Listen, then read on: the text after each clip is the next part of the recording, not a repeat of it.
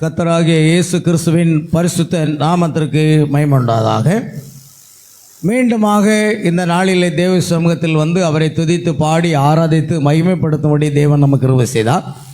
இப்பொழுது நாம் தேவனுடைய வார்த்தைக்கு கடன் செல்ல போகிறோம். சோதனைக்கு பின் ஆசீர்வாதம் என்ற தலைப்பிலே 3வது பாகத்தை நாம் தியானிக்க போகிறோம். அதன் ஆதாரமாக நாம் வாசிக்கக்கூடிய வேத வசனங்கள் ஆதியாகமம் 22ஆம் அதிகாரம் 1 முதல் 18 வசனங்களை வாசிக்க ஆயத்தமாக இருப்போம். அதற்கு முன்பாக ஒரு பாடல்.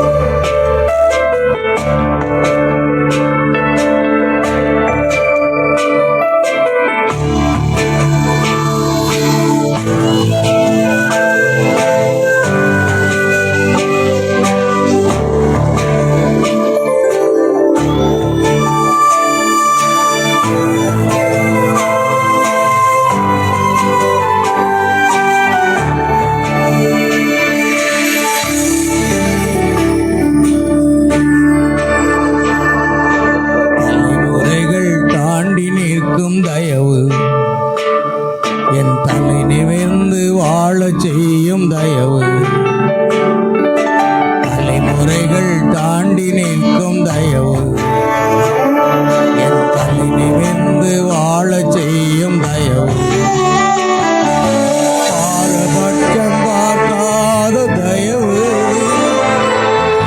எளியவனை உயர்த்தி வைக்கும் தயவு, தலைமுறைகள் தாண்டி நிற்கும் தயவு. உங்க தயவு பெரியது, உங்க தயவு சிறந்தது, உங்க தயவு என்னை சேதமின்றி பாதுகாத்தது. உங்க தயவு பெரியது, உங்க தயவு சிறந்தது, உங்க தயவு என்னை சேதமின்றி பாதுகாத்தது. ஒரு சேதமின்றி தலைமுறையாய் பாதுகாத்தது.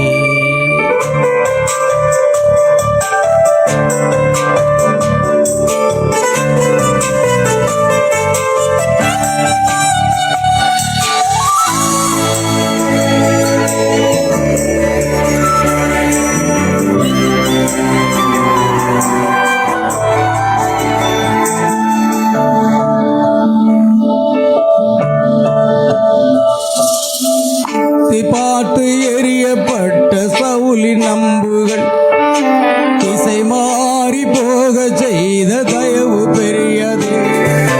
குறிப்பார்த்து எரியப்பட்ட சவுலின் அம்புகள் திசை மாறி போக செய்த தயவு பெரியது. ஒரு அடியின் தூரத்திலே கண்ட மரணத்தை தடுத்து நிறுத்தி பாதுகாத்த தயவு பெரியது. இந்த தயவை பாட ஜீவன் உள்ளதே. இந்த தயவு பெரியது, இந்த தயவு சிறந்தது, உங்க தயவு என்னை சேதமின்றி பாதுகாத்தது. உங்க தயவு பெரியது, உங்க தயவு சிறந்தது, உங்க தயவு என்னை சேதமின்றி பாதுகாத்தது. ஒரு சேதமின்றி தலைமுறையாய் பாதுகாத்தது.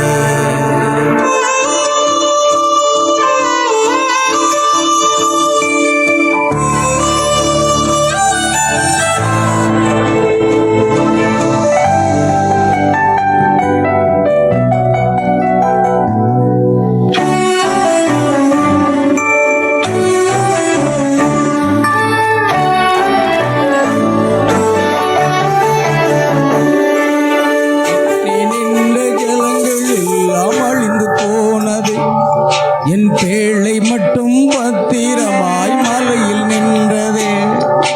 சுற்றி நின்ற ஜலங்கள் எல்லாம் அழிந்து போனது. என் பேழை மட்டும் பத்திரமாய் மலையில் நின்றதே. மூழ்கு நின்று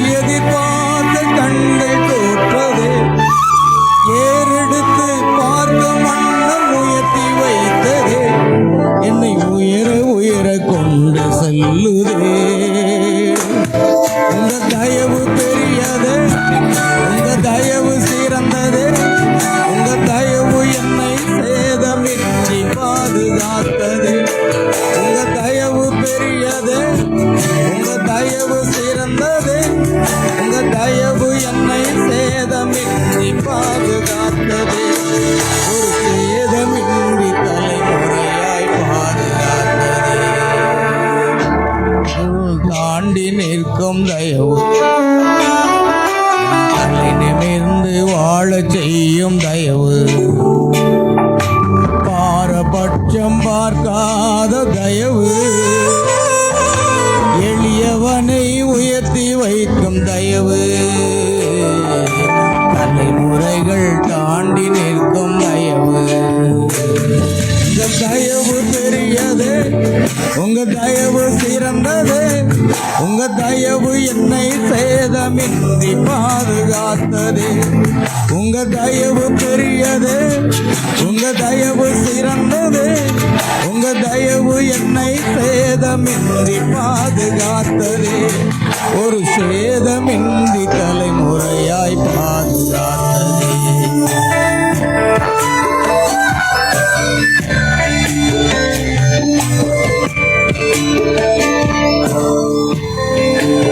பரிசுத்த வேதாகமத்திலிருந்து ஆதியாகமம் 22ஆம் அதிகாரம் 1 முதல் 18 வசனங்களை நாம் வாசிக்க கேட்போம். இயேசு கிறிஸ்துவினுடைய பரிசுத்த நாமத்துக்கு ஸ்தோத்திரம். அவரது நாமம் மகிமைப்படுவதாக. இந்த காரியங்கள் நடந்த பின்பு தேவன் ஆபிரகாமை சோதித்தார். எப்படியெனில், அவர் அவனை நோக்கி, ஆபிரகாமே என்றார். அவன், இதோ அடியேன் என்றான். அப்பொழுது அவர், உன் புத்திரனும் உன் ஏக சுதனும் உன் நேசகுமாரனுமாகிய ஈசாக்கை நீ இப்பொழுது அழைத்து கொண்டு மோரியா தேசத்துக்கு போய் அங்கே நான் உனக்கு குறிக்கும் மலைகள் ஒன்றின் மேல் அவனை தகன பலியாக பலியிடு என்றார். ஆபிரகாம் அதிகாலையில் எழுந்து தன் கழுதையின் மேல் சேணங்கட்டி தன் வேலைக்காரரில் 2 பேரையும் தன் குமாரன் ஈசாக்கையும் கூட்டிக் கொண்டு தகன பலிக்கு கட்டைகளையும் பிளந்து கொண்டு தேவன் தனக்கு குறித்த இடத்திற்கு புறப்பட்டு போனான். 3ஆம் நாளில் ஆபிரகாம் தன் கண்களை ஏறெடுத்து பார்த்து தூரத்திலே அந்த இடத்தை கண்டான். அப்பொழுது ஆபிரகாம் தன் வேலைக்காரரை நோக்கி, நீங்கள் கழுதையை நிறுத்தி இங்கே காத்திருங்கள், நானும் பிள்ளையாண்டனும் அவ்விடம் மட்டும் போய் தொழுது கொண்டு உங்களிடத்துக்கு திரும்பி வருவோம் என்றான். ஆபிரகாம் தகனபலிக்கு கட்டைகளை எடுத்து தன் குமாரனாகிய ஈசாக்கின் மேல் வைத்து தன் கையிலே நெருப்பையும் கத்தியையும் எடுத்து கொண்டான். இருவரும் கூடிப்போனார்கள். அப்பொழுது ஈசாக்கு தன் தகப்பனாகிய ஆபிரகாமை நோக்கி, என் தகப்பனே என்றான். அதற்கு அவன், என் மகனே, இதோ இருக்கிறேன் என்றான். அப்பொழுது அவன், இதோ நெருப்பும் கட்டையும் இருக்கிறது, தகன பலிக்கு ஆட்டுக்குட்டி எங்கே என்றான். அதற்கு ஆபிரகாம், என் மகனே, தேவன் தமக்கு தகன பலிக்கான ஆட்டுக்குட்டியை பார்த்து கொள்வார் என்றான். அப்புறம் இருவரும் கூடிப்போய் தேவன் அவனுக்கு சொல்லியிருந்த இடத்திற்கு வந்தார்கள். அங்கே ஆபிரகாம் ஒரு பலிபீடத்தை உண்டாக்கி கட்டைகளை அடுக்கி தன் குமாரனாகிய ஈசாக்கை கட்டி அந்த பலிபீடத்தில் அடுக்கிய கட்டைகளின் மேல் அவனை கிடத்தினான்.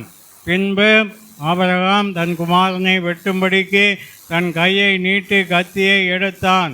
அப்பொழுது கர்த்தருடைய தூதனானவர் வானத்திலிருந்து, ஆபிரகாமே, ஆபிரகாமே என்று கூப்பிட்டார். அவன், இதோ அடியேன் என்றான். அப்பொழுது அவர், பிள்ளையாண்டன் மேல் உன் கையை போடாதே, அவனுக்கு ஒன்றும் செய்யாதே. நீ அவனை உன் புத்திரன் என்றும் உன் ஏக சுதன் என்றும் பாராமல் எனக்காக ஒப்பு கொடுத்தபடியினால் நீ தேவனுக்கு பயப்படுகிறவன் என்று இப்பொழுது அறிந்திருக்கிறேன் என்றார்.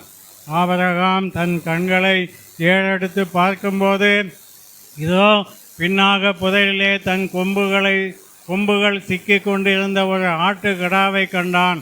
அப்பொழுது ஆபிரகாம் போய் கடாவை பிடித்து அதை தன் குமாரனுக்கு பதிலாக தகன பலியிட்டான். ஆபிரகாம் அந்த இடத்துக்கு யெகோவா ஈரே என்று பெயரிட்டான்.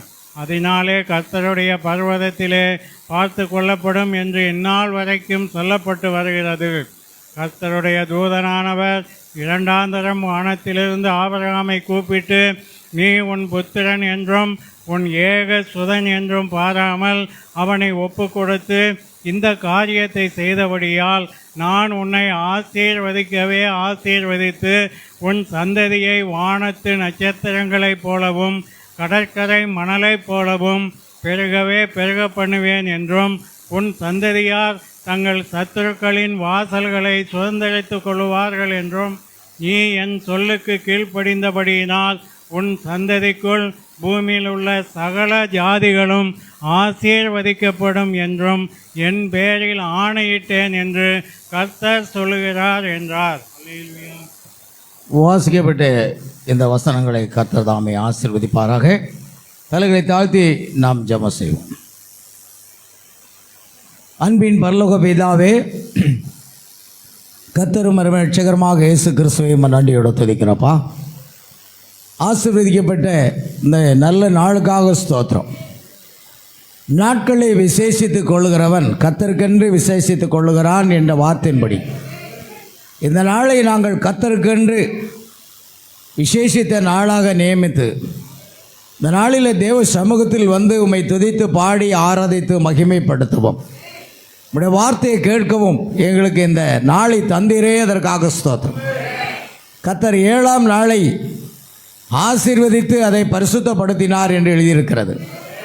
அதுபோல விசேஷித்த நாளை தேவன் ஆசீர்வதித்து இதை பரிசுத்தப்படுத்தி தாரும். சபையாரை பரிசுத்தப்படுத்தும். சபையார் இன்னும் தேவ ஆசீர்வாதங்களை பெற்றுக்கொள்ளும்படி எங்களுக்கு அனுக்கிரகம் செய்தரல வேண்டுமா செபிக்கிறேன். என் தேவனே, உம்முடைய பாதத்தில் வந்திருக்கிற ஒவ்வொரு பிள்ளைகளும் ஆசீர்வதிக்கப்பட வேண்டும். ஆபிரகாமை ஆசீர்வதிக்கவே ஆசீர்வதிப்பேன் என்று சொன்ன தேவன், ஆபிரகாமுடைய சந்ததியில் வந்த ஆண்டவரே, எங்களையும் நீர் ஆசீர்வதிப்பீராக. உம்முடைய வாக்குத்தத்தங்கள் ஆபிரகாமின் மூலமாக பிரஜாதிகளுக்கு வருகிறது என்ற வார்த்தையின்படி ஆபிரகாமுக்கு கொடுக்கப்பட்ட எல்லா ஆசீர்வாதங்களும் இயேசு கிறிஸ்துவுடைய நாமத்திலே நாங்கள் பெற்றுக்கொள்ளும்படி கர்த்தர் அனுக்கிரகம் செய்ய வேண்டுமாய் ஜெபிக்கிறோம். வந்திருக்கிறவர்கள் வந்த வண்ணமாக அல்ல ஆண்டவரே. ஆண்டவரே, நீர் அவர்களோடு பேசுங்க, ஒவ்வொருவரோடும் பேசுங்க. அவர்கள் வந்த வண்ணமாக அல்ல ஆண்டவரே, ஆசீர்வதிக்கப்பட்டவர்களாக கடந்து செல்ல கிருபை செய்யுங்க. மாலை நடைபெறுகிற ராபோஜனை ஆராதனை கூட கர்த்தர் பொறுப்படுத்துதான். இந்த வரக்கூடிய பிள்ளைகள் அநேகர் உண்டு. தடைகளை நீக்கி கொண்டு வந்து சேர்க்க முடியாக ஜெபிக்க சகல துதி கன மகிமை யாவற்றையும் உமக்கு செலுத்துகிறோம். கர்த்தராகிய இயேசு கிறிஸ்துவின் நாமத்தில் கேட்கிறோம் பிதாவே, ஆமென். நமக்காரும் தேவனுடைய வார்த்தை கிடைச்சலும். இன்றைக்கு சோதனைக்கு பின் ஆசீர்வாதம், பிளஸ்ஸிங் ஆஃப்டர் ட்ரையல், பார்ட் 3, 3வது பாகத்தை நாம் தியானிக்க போகிறோம்.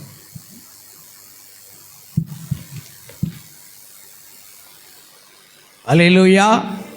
3வது ஒரு பாகமாக இருக்கிறது. ஒவ்வொரு தேவ மனிதர்களும் எப்படி தேவனாலே சோதிக்கப்பட்டார்கள் என்று நாம் பார்த்தோம். இயேசு கிறிஸ்துவும் கூட சோதிக்கப்பட்டார். ஒவ்வொரு விசுவாசிகளும் சோதிக்கப்பட வேண்டும் என்று நம்முடைய தீர்க்கதரிசி கூறுகிறார். சோதனை காலத்தில் அதை தப்பித்து கொள்ளக்கூடிய வகையும் கூட கர்த்தர் நமக்கு கொடுக்கிறார். அல்லேலூயா. பாருங்கள், நாம் மோசே குறித்து பார்த்தோம், இஸ்ரவேல் எங்களுடைய பிரயாணத்தை குறித்து பார்த்தோம். அவர்களுக்கு வனாந்தரத்தில் அநேக சோதனை வந்தது. எல்லாவற்றிலும் அவர்கள் ஜெயம் பெற்றார்கள். ஆமென். அல்லேலூயா. அதே போல் நம்முடைய வாழ்க்கையில் ஒரு ஆசீர்வாதம் வர வேண்டுமானால் முதலாவது என்ன வர வேண்டும் பிரியமானவர்களே? சோதனை. சோதனைக்கு பின் தான் ஆசீர்வாதம். கவனிங்கள். இப்பொழுது நான் வார்த்தை போவோம். நான் வாசித்த அந்த பகுதியை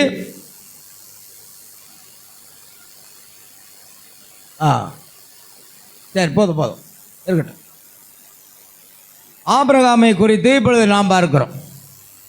அதை குறித்து அதிகமாக நம்ம விளக்க வேண்டிய சூழ்நிலை, இந்த வசனமே நமக்கு போதுமானது. நான் வாசிக்கப்பட்ட அந்த வசனங்கள், இந்த காரியங்கள் நடந்த பின்பு தேவன் ஆபிரகாமை சோதித்தார். அந்த கேள்வி எடுத்துக்கலாம். இந்த காரியங்கள் நடந்த பிற்பாடு தேவன் ஆபிரகாமை சோதித்தார். தேவனிடத்தில் வருகிற ஒவ்வொருவரும் சோதிக்கப்பட வேண்டும். அதனால சோதனை வந்துவிட்டது என்று நீங்கள் துவண்டு போவீர்களானால், பின்வாங்கி போவீர்களானால் கர்த்தர் நம்மேல் பிரியமாக இருப்பதில்லை. சோதனையோடு கூட அவர் தப்பித்துக் கொள்ள என்ன செய்கிறார்? வழியை உண்டு பண்ணுகிறார். ஆகையால் இங்கு நாம் பார்க்கிறோம், ஆபிரகாமை தேவன் அழைத்தார். சற்று ஆபிரகாமை குறித்து நாம் பார்ப்போம். அவனுக்கு வந்த சோதனை எப்படிப்பட்டதாக.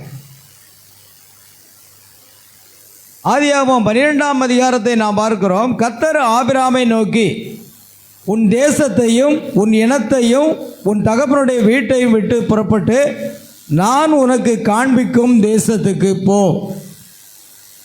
நான் உன்னை பெரிய ஜாதியாக்கி உன்னை ஆசீர்வதித்து உன் பெயரை பெருமைப்படுத்துவேன். நீ ஆசீர்வாதமாய் இருப்பாய். உன்னை ஆசீர்வதிக்கிறவர்களை ஆசீர்வதிப்பேன், உன்னை சபிக்கிறவனை சபிப்பேன். பூமியில் உள்ள வம்சங்கள் எல்லாம் உனக்குள் என்ன செய்யப்படும்? ஆசீர்வதிக்கப்படும் என்று ஒரு வாக்குத்தத்தத்தை கொடுத்தார். ஆபிரகாம் தேவனுடைய வார்த்தையின்படியே தன் தகப்பனை விட்டு தன்னுடைய தேசத்தை விட்டு என்ன செய்தான்? அவன் புறப்பட்டு போனான். ஆபிரகாம் இவ்வளமாக தேவனுடைய வார்த்தைக்கு அவன் எப்பொழுது தேவனை அவனை சந்தித்தாரோ,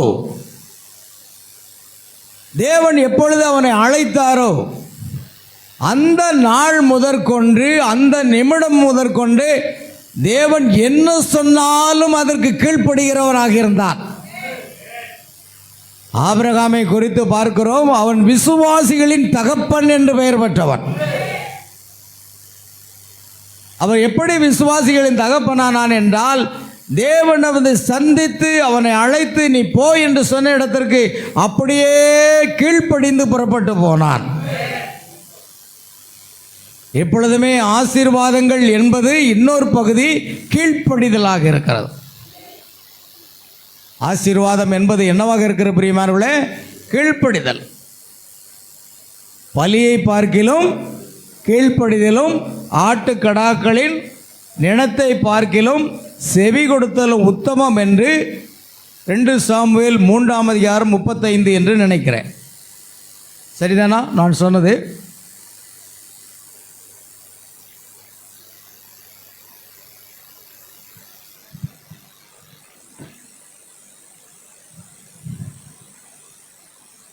விட்டீர்களா? இல்லையா? தவறாக கூறிவிட்டேனோ?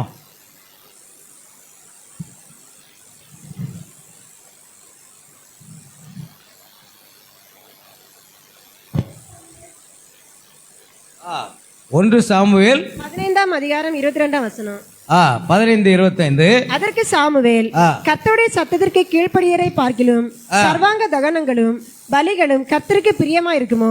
பலியை பார்க்கிலும் கீழ்ப்படிதலும் ஆட்டுக்கடாக்களின் நிணத்தை பார்க்கிலும் செவி கொடுத்தலும் உத்தமம் என்று வேதம் சொல்கிறது. அல்லேலூயா. இப்ப எப்பொழுதுமே பலியை விட சிறந்தது என்ன? பலி இப்பொழுது நாம் செலுத்தக்கூடிய பலி என்னவாக இருக்கிறது பிரியமானவர்களே? ஸ்தோத்திர பலி. நாம் ஸ்தோத்திர பலியிடுகிறோம், தேவனை துதிக்கிறோம், தேவனை பாடுகிறோம். இதெல்லாம் சரிதான். ஆனால் இதை மாத்திரம் செய்விட்டு கீழ்ப்படிதல் இல்லை என்றால் ஒரு பிரயோஜனமும் இல்லை. பலியை பார்க்கிலும் கீழ்ப்படிதலும். இப்போ பலி என்பது நாம் செலுத்தப்பட வேண்டும். பழைய ஏற்பாட்டில் பலி செலுத்தப்பட்டது. ஆமேன். அதே போன்றுதான் நாமும் ஸ்தோத்திர பலிகளை தேவனுக்கு செலுத்த வேண்டும், அவரை துதிக்க வேண்டும், அவரை பாட வேண்டும். ஆனால் அதைவிட மேலானது என்பது கீழ்ப்படிதல். ஆமேன். கீழ்ப்படிதல் என்பது அதைவிட மேலாக இருக்கிறது. ஆகையால் தான் பலியை பார்க்கலும் கீழ்ப்படிதலும், ஆட்டுக்கடாக்களின் நினைத்தை பார்க்கலும் செவி கொடுத்தல் உத்தமம். ஒரு விசுவாசி தேவன் அழைத்தால் எப்படி ஆபிரகாம் தேவனுடைய வார்த்தைக்கு கீழ்ப்படிந்து தன்னுடைய தேசத்தையும் இனத்தையும் தகப்பனுடைய வீட்டை விட்டு தேவன் போய் என்று சொன்ன இடத்திற்கு அவன் போனான். தான் போகின்ற இடம் எதுவென்றே அவருக்கு தெரியாது. தான் போகின்ற இடம் என்னவென்றே தெரியாது. ஆனால் தேவன் போய் என்று சொன்னால் போனான். ஒரு விசுவாசி அப்படித்தான் இருக்க வேண்டும். தேவன் உங்களை அழைத்து இந்த உலக பாவ சேற்றிலிருந்து தூக்கி எடுத்து அவருடைய வார்த்தை கொடுத்து நீ போ என்றால் நீ போய்கொண்டே இரு. பின்னிட்டு பார்க்காத, உலகத்தை பின்னிட்டு பார்க்காத. ஆமென். இன்று அநேகர் உலகத்தை பின்னிட்டு பார்க்கிறோம். லோத்தினுடைய மனைவி பின்னிட்டு பார்த்ததுனாலே உப்பு தூணாகிவிட்டாள். கலப்பையின் மேல் கை வைத்து பின்னிட்டு பார்க்கிற எவனும் தேவனுடைய ராஜ்யத்திற்கு தகுதி உள்ளவன் அல்ல என்று இயேசு சொன்னார். ஆமென். அல்லேலூயா. ஆக நாம் பின்னிட்டு பார்க்க கூடாது.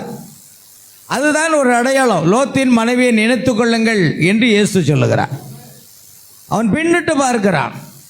நம்முடைய வாழ்க்கையிலும் பிரியமானவர்களே, நமக்கு அழைத்த அழைப்பை தொடர்ந்து போக வேண்டும்.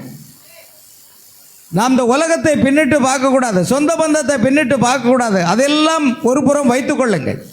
ஆனால் நமக்கு நியமித்திருக்கிற ஓட்டத்தில் என்ன செய்யணும்? பொறுமையோடு கூட ஓடணும். ஆயால் ஆபிரகாம் அப்படியே தேவனுடைய வார்த்தை கீழ்ப்படிந்து தான் போகிற இடம் என்னதென்று அறியாமல் புறப்பட்டு போனான் என்று எழுதியிருக்கிறது. ஒரு மனிதனுக்கு தேவனுடைய ஆசீர்வாதம் எப்படி வருதுன்னு நினைக்க, நீங்கள் நாள் முழுவதும் உட்கார்ந்துக்கிட்டு சோத்திரம் சோத்திரம் சோத்திரன்னு ஜெபம் பண்ணிக்கிட்டு இருந்தாலும் நீங்கள் ஆசீர்வதிக்கப்பட முடியாது. ஏன்னா பலிய பறிக்கல எது முக்கியத்துவம் வாய்ந்தது? கீழ்ப்படிதல் தான்.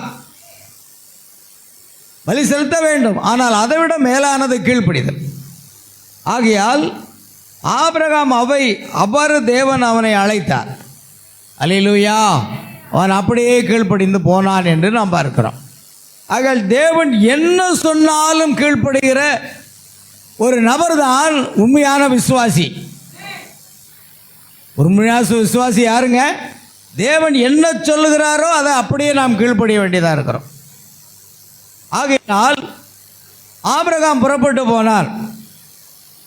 கடைசியில் நாம் பார்க்கிறோம், ஆபிரகாமுக்கு பிள்ளை இல்லை.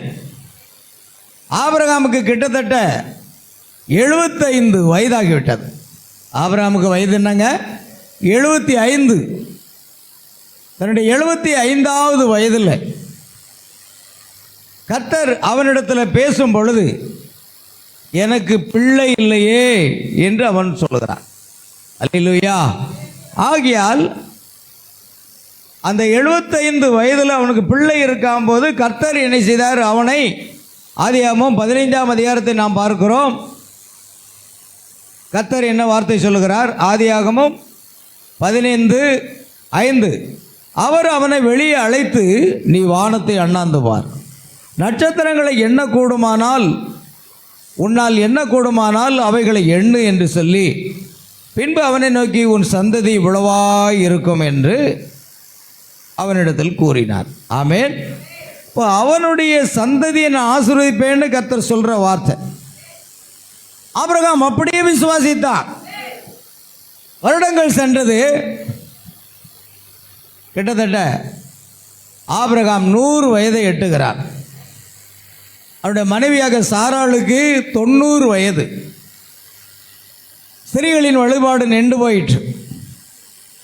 ஆபிரகாமுடைய சரீரம் செத்து போயிருந்தது. குழந்தை பெறக்கூடிய அந்த பாக்கியம் அவர்களுக்கு இல்லாது போய்விட்டது. விஞ்ஞானம் அதை நிரூபிக்கிறது. ஆனால் தேவன் கொடுத்த அந்த வாக்கு தத்தத்தின்படி ஆபிரகாம் தேவனுடைய வார்த்தைக்கு கீழ்ப்படிந்தபடினால் அவனை ஆசீர்வதிப்பேன் என்ற வார்த்தையை அவர் நிறைவேற்றியாக வேண்டும். நம்முடைய பாகம் நம்ம வார்த்தைக்கு கீழ்ப்படிய வேண்டும். தேவனுடைய பாகம் நம்மை ஆசீர்வதிக்க வேண்டும்.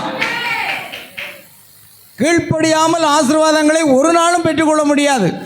உலகத்தை நேசித்து கொண்டு நாம் ஒரு நாளும் தேவ ஆசீர்வாதங்களை பெற்றுக்கொள்ள முடியாது. நாம் இயேசுவை நேசிக்கிற பிள்ளைகளாக இருக்க வேண்டும். அல்லேலூயா. ஆகையால் ஒரு நாள் கர்த்தர் ஆபிரகாமிடத்தில் சொன்ன மாதிரியே 21ஆம் அதிகாரத்தில் கர்த்தர் தாம் சொல்லியிருந்தபடி சாராளின் மேல் கடாட்சமானார்.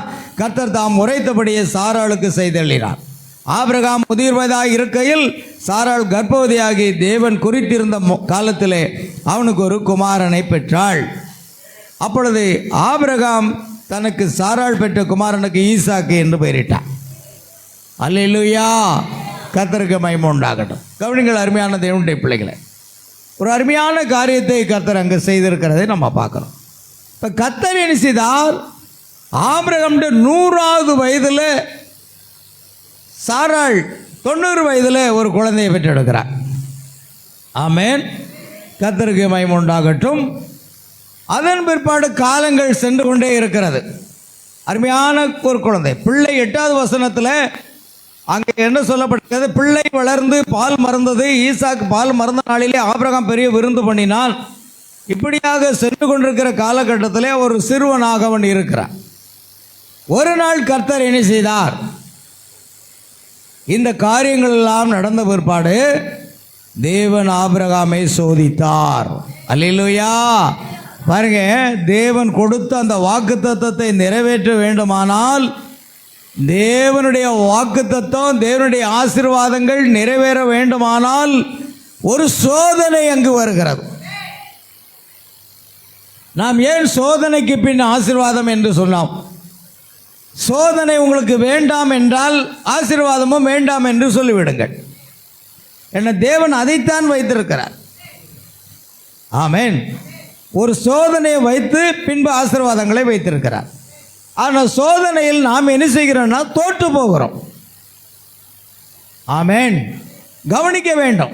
பிசாசனுடைய தந்திரங்கள் நாம் அறியாதது அல்லவே. பிசாசு அநேக தந்திரங்களை கொண்டு வருவான். இன்னைக்கு சிறப்பு கூட்டமாக அநேகர் ஆராதனைக்கே வரவிட மாட்டான். அது பிசாசனுடைய வேலை. இன்னைக்கு சாக்கு போக்கு செய்வனிடத்தில் சொல்ல முடியாது. எந்த வகையிலும் சாத்தான் தடை செய்வான் என்று தீர்க்கதரிசியை சொல்றார்.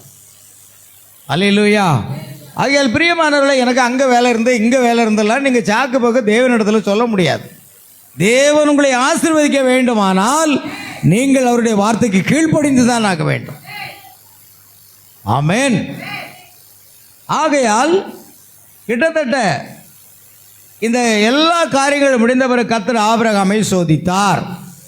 ஆமென். எப்படி எனில் அவர் அவனை நோக்கி ஆபிரகாமே என்றார். அவன் இதோ அடியேன் என்றான்.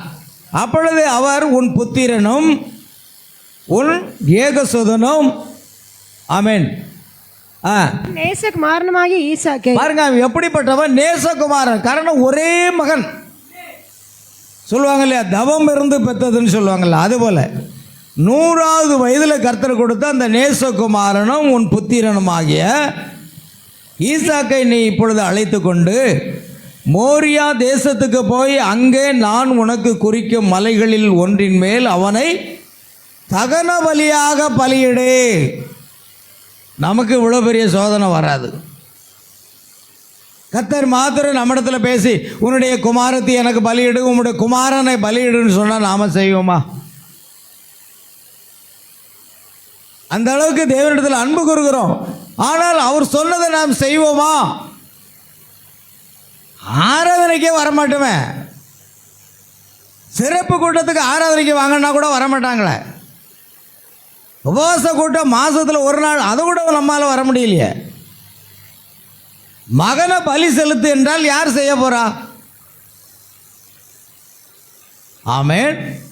ஆபிரகாமுக்கு கர்த்தர் சொல்கிறார், உன் ஒரே மகனை எனக்காக நீர் பலியிடு, தகன பலியாக எரித்து விடு, தகனம் செய் என்று சொன்னால் ஆபிரகாம் என்ன செய்தான் என்று சொல்லி பார்க்கிறோம். ஆபிரகாம் அதிகாலையில் எழுந்து தன் கழுதையின் மேல் சேணம் கட்டி தன் வேலைக்காரரில் 2 பேரையும் தன் குமாரன் ஈசாக்கையும் கூட்டிக் கொண்டு தகன பலிக்கு கட்டளைகளையும் பிளந்து கொண்டு, தேவன் சொன்ன வார்த்தைக்கு மறுமொழியாக ஏதாவது கேள்வி ஆபிரகாம் கேட்டாராம். ஆண்டவரே, 100வது வயதில் நீர்தானே அந்த மகனை தந்தீர், இப்பொழுது நீர் பலியிட சொல்வதில் நியாயமா என்று ஒரு வார்த்தை கேட்டாரா? ஆமென். ஒரு பரிபூர்ண விசுவாசி எப்படி இருப்பார்கள் என்பதை கவனியுங்கள். இவர்தான் பரிபூர்ண விசுவாசி. அல்லேலூயா. ஒரு வார்த்தையும் கேட்கல. அப்படியே அதிகாலையில் எழுந்து தன் கழுதையின் மேல் சேணம் கட்டி தன் வேலைக்காரர்கள் 2 பேரையும் தன் குமாரன் ஈசாக்கையும் கூட்டிக் கொண்டு தகன பலிக்கு கட்டளைகளையும் பிளந்து கொண்டு தேவன் தனக்கு குறித்த இடத்துக்கு புறப்பட்டு போனான். அவ்வளவுதான். ஆமென். ஒருவேளை காலையில் அவனுடைய படுக்கை அறையிலே ஒரு டம்ளர் காபி டம்ளரோடு அவனுடைய மனைவி வந்திருப்பாள். மனைவி வந்து பார்த்த பொழுதே ஆபிரகாம் அங்கு இல்லை, அவருடைய குமாரனும் இல்லை, எங்கேயாவது வாக்கிங் போயிருப்பாங்கன்னு நினைத்திருப்பாள். அவளுக்கு தெரியாது. அல்லேலூயா. ஆபிரகாம் அவளுடைய மனைவியிடத்தில் ஒன்றும் சொல்லல, தேவனிடத்திலும் ஒன்றும் கேட்கல. அவன் தேவன் சொன்ன வார்த்தையின்படியே அப்படியாக கட்டைகளை பிழைந்து கொண்டு வேலைக்காரர் அழைத்து கொண்டு தன் குமாரனை அழைத்து கொண்டு அவன் போனான். மனைவி கிட்ட கூட சில வார்த்தை சொல்ல முடியாது. ஏன்னா தேவ சித்தத்தை செய்ய முடியாமல் போவதற்கு யார் காரணமாயிருவாங்க? மனைவியே காரணமாயிருவாங்க. சில வேளைகளில் சகோதரிமார்கள் தேவ சித்தம் செய்யாமல் போகிறதுக்கு யார் காரணமாக இருப்பாங்க? கணவன்மார்களே காரணமாக இருப்பாங்க. இங்கே நீங்கள் கவனமாக இருக்கணும். ஆமென். உங்கள் விசுவாசத்துக்கு ஒரு தடை இருக்குமானால் நீங்கள் அதை கண்டுபிடிக்க வேண்டாம். கணவனால் தடை வரலாம், மனைவினால் தடை வரலாம், பிள்ளைகள் மூலமாக தடை வரலாம். எந்த வகையிலும் தேவ சித்தத்தை நாம் செய்யக்கூடாதபடிக்கு யார் மூலமாக தடை வரும். அதனால தான் ஆபிரகாம் யாரிடத்திலும் சொல்லவில்லை. ஆமென். அவன் தேவனிடத்திலும் கேள்வி கேட்கல, தன் மனைவியினிடத்திலையும் சொல்லலை. தன்னுடைய 90வது வயதில் பெற்றுக் கொடுத்த அருமையான இந்த மகனை பலியிட சொல்லுகிறார் என்றால் அந்த மனைவிடத்தில் சொன்னால் என்னாகும்? சுக்கு நூறாக அவர் உடைந்து போயிருப்பாள். தேவ சித்தம் அங்கு நிறைவேறாமல் போய்விடும், தேவனுடைய வார்த்தைக்கு கீழ்ப்படியாமல் போய்விடும். அதனால் மனைவியிடத்தில் எந்த ஆலோசனையும் கேட்கலை. விசுவாசிகளுக்கு நாம் செய்கிறோம், எந்த ஆலோசனையை மனைவி இடத்துல கேட்கணுமோ அந்த ஆலோசனை தான் கேட்கணும். எல்லா ஆலோசனையும் மனைவி இடத்துல கேட்கக்கூடாது. அதேபோல் மனைவிமார்களும் எல்லா ஆலோசனையும் கணவன்மார் இடத்துல கேட்கக்கூடாது. ஏன்னா இது தேவனுக்கும் உங்களுக்கும் உள்ள ஒரு உறவாக இருக்கிறது. கேட்கக்கூடாதுன்னா எல்லாவற்றையும் இல்லை, ஆவிக்குரிய தேவனுடைய அந்த வார்த்தைக்கு கீழ்ப்படுகிற விஷயத்தில். அல்லேலூயா. இங்கே தான் நம்ம கவனமாக இருக்கணும். அதனால தான் ஆபிரகாம் தன் மனைவியிடத்தில் இந்த வார்த்தையை சொல்லாமலேயே அவன் புறப்பட்டு போனான். பாருங்கள், ஏன்னா தேவனுடைய வார்த்தை அப்படித்தான் நான் நிறைவேற்ற முடியும். உங்கள் ஒவ்வொருவருக்கும் ஒரு தேவ சித்தம் இருக்கிறது. அந்த சித்தத்தை செய்வதற்கு கணவனே தடையாக வரலாம், மனைவியே தடை வரலாம், பிள்ளைகளே தடையாக வரலாம். ஆமென். ஆனால் தேவ சித்தத்தை நிறைவேறுவதற்கு எந்த தடைகளும் வராதபடி நீங்கள் கவனமாக பார்த்து கொள்ள வேண்டும். ஆகையால் ஆபிரகாம் அதில் கவனமாக இருந்து அவன் புறப்பட்டு போகிறான். ஆகையால் 3ஆம் நாளில் ஆபிரகாம் தன் கண்களை ஏறெடுத்து பார்த்து தூரத்தில் அந்த இடத்தை கண்டான், மோரியா என்று சொல்லப்படுகிற மலை. ஆபிரகாம் தன் வேலைக்காரை நோக்கி, நீங்கள் கழுதையை நிறுத்தி இங்கே காத்திருங்கள், நானும் பிள்ளையாண்டானும் அவ்விடம் மட்டும் போய் தொழுது கொண்டு உங்களிடத்துக்கு திரும்ப வருவோம். ஆமென். அது ஒரு விசுவாச வார்த்தை. ஏன்னா ஆபிரகாமுக்கு என்ன தெரியும் அப்படின்னா, தேவன் மரித்தோர்களை உயிரோடு எழுப்புகிற தேவன் என்பதை அவர் விசுவாசித்தார். ஆமென். நம்முடைய விசுவாசம் அதுதான். நாம மரிப்பதில்லை. என்னை விசுவாசிக்கிறவன் மரித்தாலும் பிழைப்பான், உயிரோடு இருந்து விசுவாசிக்கிறவன் என்றென்றும் அறியாமலும் இருப்பான். ஏன்னா நாம் எல்லாரும் மரணமே உன் கூறு எங்கே, பாதாளமே உன் ஜெயம் எங்கே சொல்லுகிற அந்த இடத்துக்கு வந்து விட்டோம். ஒரு கிறிஸ்தவனுக்கு, மறுபடியும் பிறந்த ஒரு கிறிஸ்தவனுக்கு மரணமே கிடையாது. அதனால தான் தீர்க்கதரிசி மரணம் என்பது வேறு புரிதல் அப்படிங்கிறார். மரணம் என்றால் இந்த மாம்சமாகிய மண்ணான சரீரத்தை விட்டு தேவன் நமக்காக ஆயத்தம் பண்ணின அந்த சரீரத்துக்குள்ளே நம்ம செல்ல போகிறோம். நம்முடைய ஜீவன் இங்கிருந்து புறப்பட்டு, நம்முடைய ஆவி இங்கிருந்து புறப்பட்டு அந்த சரீரத்துக்குள்ளே போகுது.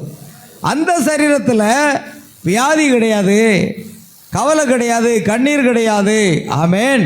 அப்படிப்பட்ட ஒரு சரீரத்தை தான் இயேசு நான் உங்களுக்காக ஒரு ஸ்தலத்தை என்ன செய்ய போகிறேன், ஆயத்தம் பண்ண போகிறேன் என்று அதை ஆயத்தப்படுத்தி வந்து நான் இருக்கும் இடத்துல நீங்களும் இருக்கும்படி அழைத்து செல்வேன் என்று வாக்கு கொடுத்திருக்கிறேன். ஆகையினால் பாருங்கள், நானும் பிள்ளையாண்டாரும் அவ்விடம் மட்டும் போய் தொழுது கொண்டு திரும்ப வருவோம்.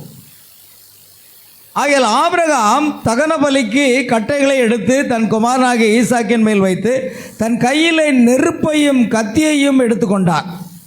இருவரும் கூடி போனார்கள். அப்பொழுது ஈசாக்கு தன் தகப்பனாகிய ஆபிரகாமை நோக்கி, என் தகப்பனே என்றார். அதற்கு அவன், என் மகனே, இதோ நான் இருக்கிறேன்.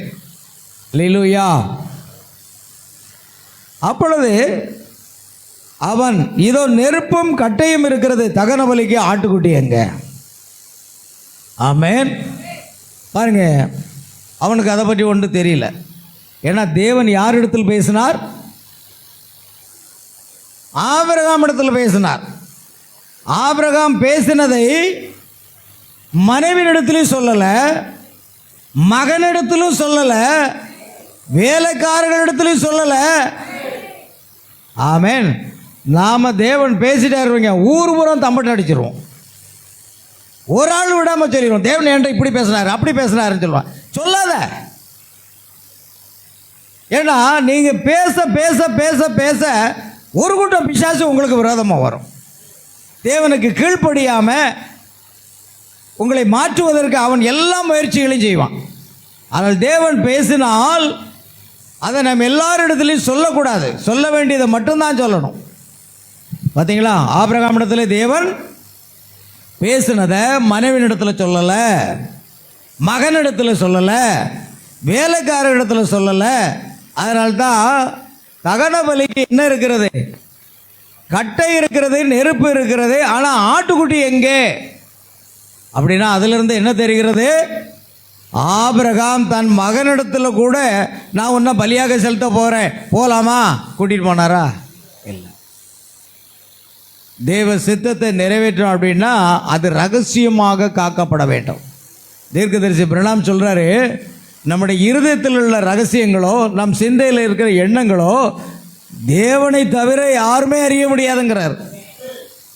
ஆனால் எப்பொழுது வாய் வழியை நீங்கள் வெளியே சொல்லிட்டீங்களோ அப்பொழுது பிசாசு அதை அறிந்து கொண்டு அது நிறைவேறாமல் செய்வதற்கு என்ன என்ன தந்திரங்களை செய்ய வேண்டுமோ அத்தனையும் செய்வான். புரிகிறதா? அதெல்லாம் வாயை என்ன செய்யணும், கொஞ்சம் அடக்கணும். ஆமென். என்னுடைய வாயை கொஞ்சம் அடக்கணும், தேவையில்லாத வார்த்தையை பேசக்கூடாது. கேட்பதற்கு தீவிரமாயும் பேசுகிறதற்கு தாமதமாயும் இருக்கணும். வளவளவளன்னு நீங்கள் பேசிட்டீங்கன்னா போச்சு. சொற்களின் மிகுதியால் பாவம் இல்லாமல் போகாது. அதிகமாக வளவளவன்னு பேசுகிறோம்னா கண்டிப்பாக அங்கே ஒரு பாவம் வந்துடும். சொற்களின் மிகுதியால் பாவம் இல்லாமல் போகாது என்று வேதவசனம் சொல்லுகிறது. ஆகையால் நாம் பேசுகிற காரியம் மிகவும் கவனமாக இருக்க வேண்டும். நம்முடைய இருதயத்தில் இருக்கிறது வரைக்கும் சாத்தான் அதை அறிய மாட்டான். ஆபிரகாமுடைய இருதயத்தில் இருந்ததை சாத்தானும் அறியலை, மனைவி அறியலை, மகனும் அறியலை, வேலைக்காரர்களும் அறியலை. அது தேவனுக்கும் அவனுக்குள்ள ஒரு ஐக்கியம். அப்படி இருந்தால் தான் ஒரு பெரிய ஆசீர்வாதங்களை பெற்றுக்கொள்ள முடியும். தம்பட்டம் அடித்து விட்டு நீங்கள் ஆசீர்வாதத்தை பெற முடியாது. ஆகையால் நடந்த சம்பவம் என்னவென்றால் பிரியமானவர்களே, அங்கே என்ன பார்க்கிறோம்? அவர்கள் தகன பலிக்கு ஆட்டுக்குட்டி எங்கே? அதற்கு ஆபிரகாம், என் மகனே, தேவன் தனக்கு பலிக்கான ஆட்டுக்குட்டியை பார்த்து கொள்வார், ஆமென் என்றார். அப்புறம் இருவரும் கூடி போய் தேவன் அவனுக்கு சொல்லியிருந்த இடத்துக்கு வந்தார்கள். அங்கே ஆபிரகாம் ஒரு பலிபீடத்தை உண்டாக்கி கட்டைகளை அடுக்கி அந்த பலிபீடத்தில் அடுக்கிய கட்டைகளின் மேல் அவனை கிடத்தினான். ஆமென், ஆமென். கேட்குறீங்களா செய்திய? தூக்கம் வந்துட்டா? காலையில் தூக்கம் வருதா? ஆமென், அல்லேலூயா. தேவன் அவனுக்கு சொல்லியிருந்த இடத்துக்கு வந்தார்கள்.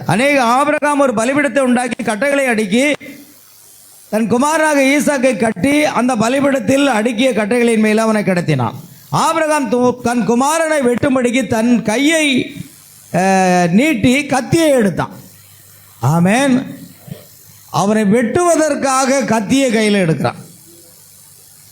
இவ்வளோ பெரிய சோதனை நமக்கு யாருக்கும் வராது. ஆபிரகாமுக்கு வந்த சோதனை நமக்கு வந்தால் என்ன ஆகும்? 10 மாதம் சுமந்து பெத்த பிள்ளைய வெட்டுனா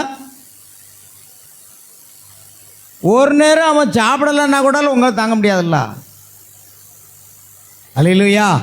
ஆனால் வெட்டு என்று சொன்னாலே என்ன, தகன பலியா பலியிடு என்று சொன்னாலே என்ன அர்த்தம்? ஆனால் ஆபிரகாம் பாருங்க, அவன் அப்படியே கீழ்ப்படிந்தான். இன்னைக்கு உலகம் முழுவதும் ஆபிரகாமே உனக்குள் பூமியில் உள்ள வம்சங்கள் எல்லாமே ஆசீர்வதிக்கப்படும். இன்னைக்கு நீங்களும் நானும் ஆசீர்வதிக்கப்பட்ட காரணம் ஆபிரகாம் தான். அவர் மாத்திரம் வார்த்தைக்கு கீழ்ப்படாது இருந்தால், கீழ்ப்படாமல் இருந்திருந்தால் நமக்கு இந்த ஆசீர்வாதமே வந்திருக்காது. ஆபிரகாமே உனக்குள் பூமியில் உள்ள வம்சங்கள் எல்லாம் ஆசீர்வதிக்கப்படும். இன்னைக்கு நம்ம ஆசீர்வதிக்கப்பட்டவர்களாக இருக்கிறோம். அல்லேலூயா. கர்த்தருக்கு ஸ்தோத்திரம் உண்டாகட்டும். ஆகையால் பிரியமானவர்களே, ஆபிரகாம் குமாரனை வெட்டும்படிக்கு தன் கையை நீட்டி கத்தி எடுத்தார். அப்பொழுது கர்த்தருடைய தூதனான ஒரு வானத்திலிருந்து ஆபிரகாமே ஆபிரகாமே என்று கூப்பிட்டார். அவன் இதோ அடியேன் என்றான். அப்பொழுது அவர், பிள்ளையாண்டன் மேல் உன் கையை போடாதே, அவனுக்கு ஒன்று செய்யாதே, நீ அவனை உன் புத்திரன் என்றும் உன் ஏகசுதன் என்றும் பாராமல் எனக்காக ஒப்பு கொடுத்தபடியினால் நீ தேவனுக்கு பயப்படுகிறவன். பாருங்க, தேவன் ஆபிரகாமில் என்ன கண்டார்? விசுவாசத்தை கண்டார். ஆபிரகாமில் தேவன் ஆபிரகாமிடத்தில் என்ன கண்டார்? கீழ்ப்படிதலை கண்டார். தேவன் ஆபிரகாமிடத்தில் என்ன கண்டார்? தேவனுக்கு பயப்படுகிறவன் என்பதை கண்டார். ஆமென். அதுதான் தேவன் நம்மிடத்தில் பார்க்கும் பொழுது நமக்கு விசுவாசம் இருக்க வேண்டும். தேவன் நம்மை காணும் பொழுது நமக்கு கீழ்ப்படிதல் இருக்க வேண்டும். தேவன் நம்மை பார்க்கும் பொழுது தேவனுக்கு பயப்படுகிறவன் என்பதை அறிய வேண்டும். ஆபிரகாம் தன் கண்களை ஏறெடுத்து பார்க்கும்போது இதோ பின்னாக புதரிலே ஒரு தன் கொம்புகள் சிக்கிக் கொண்டிருந்த ஆட்டுக்கடாவை கண்டார். அப்பொழுது ஆபிரகாம் போய் கடாவை பிடித்து அதை தன் குமாரனுக்கு பதிலாக தகன பலியிட்டான். ஆபிரகாம் அந்த இடத்துக்கு யெகோவா ஈரே என்று பெயரிட்டான். அதனாலே கர்த்தருடைய பர்வதத்தில் பார்த்து கொள்ளப்படும் என்று இந்நாள் வரைக்கும் அது சொல்லப்படுறது. யெகோவா ஈரே என்று பெயர் வைத்தது யாரு? ஆபிரகாம். இன்னைக்கு யெகோவா ஈரே என்று சொல்லி ஆபிரகாம் வைத்த அந்த பெயரை வைத்து தான் எல்லா பாடர்களும் இந்த பாட்டை பாடுகிறாங்க இல்லையா? யெகோவா ஈரே எல்லாமே பார்த்து கொள்வீர். அல்லேலூயா. யெகோவா ஈரே என்று ஆபிரகாம் வைத்த பெயரை தான் இன்னைக்கு எல்லா பாடகர்களும் பாடுறாங்க, நாமும் பாடுறோம். ஆகையால் இந்நாள் வரைக்கும் அந்த பெயர் தான் அங்கே இருக்குது. ஆகையால் கர்த்தருடைய தூதனானவர் 2வது வானத்திலிருந்து ஆபிரகாமை கூப்பிட்டு, நீ உன் புத்திரன் என்றும் உன் ஏகசுதன் என்றும் பாராமல் அவனை ஒப்பு கொடுத்து இந்த காரியத்தை செய்தபடியால் நான் உன்னை ஆசீர்வதிக்கவே ஆசீர்வதித்து. அது என்ன? ஆசீர்வதிப்பேன் என்பதற்கு ஒரு வித்தியாசம் இருக்கிறது. நான் உன்னை ஆசீர்வதிக்கவே ஆசீர்வதிப்பேன்னா அதில் ஒரு அழுத்தம் இருக்கிறது பாருங்க. அதுக்கு அர்த்தம் நான் உன்னை ஆசீர்வதிக்காமல் விடமாட்டேன் என்பதாக அர்த்தமாக்கிறது. நான் உன்னை ஆசீர்வதிக்கவே ஆசீர்வதித்து உன் சந்ததியை வானத்து நட்சத்திரங்களைப் போலவும் கடற்கரை மணலத்தனை போலவும் என்ன செய்வேன்? பெருகவே பெருக பண்ணுவேன். உன் சந்ததியார் தங்கள் சத்துருக்களின் வாசல்களை சுதந்திரித்துக் கொள்வார்கள் என்றும் நீ என் சொல்லுக்கு கீழ்ப்படிந்தபடினால். ஆமென். நீ என்ன செய்தாங்க? சொல்லுக்கு கீழ்ப்படிந்தபடினால் உன் சந்ததிக்குள் பூமியில் உள்ள சகல ஜாதிகளும் ஆசீர்வதிக்கப்படும். பார்த்தீங்களா? சகல ஜாதிகள். நாம இங்கே புறஜாதி. உன் சந்ததிக்குள் சகல ஜாதிகளும் ஆசீர்வதிக்கப்படும் என்று என் பேரில் ஆணையிட்டேன் என்று கர்த்தர் சொல்லுகிறார். அல்லேலூயா. அந்த கர்த்தருடைய தூதனானவராகிய கர்த்தர் நீ என் சொல்லுக்கு கீழ்ப்படிந்தபடினால். பாருங்கள், இந்த வார்த்தை மிகவும் அருமையான ஒரு வார்த்தை. நீ என் சொல்லுக்கு கீழ்ப்படிந்தபடியினால் நான் உன்னை ஆசீர்வதிக்கவே ஆசீர்வதித்து. ஆமென். ஆகையால் பிரியமான தேவனுடைய பிள்ளைகளே, ஆபிரகாமுக்குரிய ஒரு சோதனை. இப்போ இந்த ஆசீர்வாதம் ஆபிரகாமுக்கு மட்டும் இல்லை, ஆபிரகாமுடைய மாம்சத்துக்குரிய சந்ததிக்கும், ஆபிரகாம், ஈசாக்கு, யாக்கோபு எல்லாருக்கும், தாவீது, யோசேப்பு எல்லாருக்கும் அந்த ஆசீர்வாதம் வருகிறது. அதே போன்றுதான் இந்த ஆசீர்வாதங்கள் ஆபிரகாமுடைய ராஜரீக சந்ததியாக இருக்கிற கிறிஸ்துவின் மூலமாக இன்று மறுபடியும் பிறந்த தேவனுடைய பிள்ளைகளே, உங்களுக்கும் அந்த ஆசீர்வாதம் வருகிறது. ஆபிரகாம் செய்த அந்த காரியத்தின் மூலமாக நாம் எல்லாரும் ஆசீர்வதிக்கப்பட்டிருக்கிறோம். கலாத்தியர் 3:14 எப்படி சொல்லுகிறது?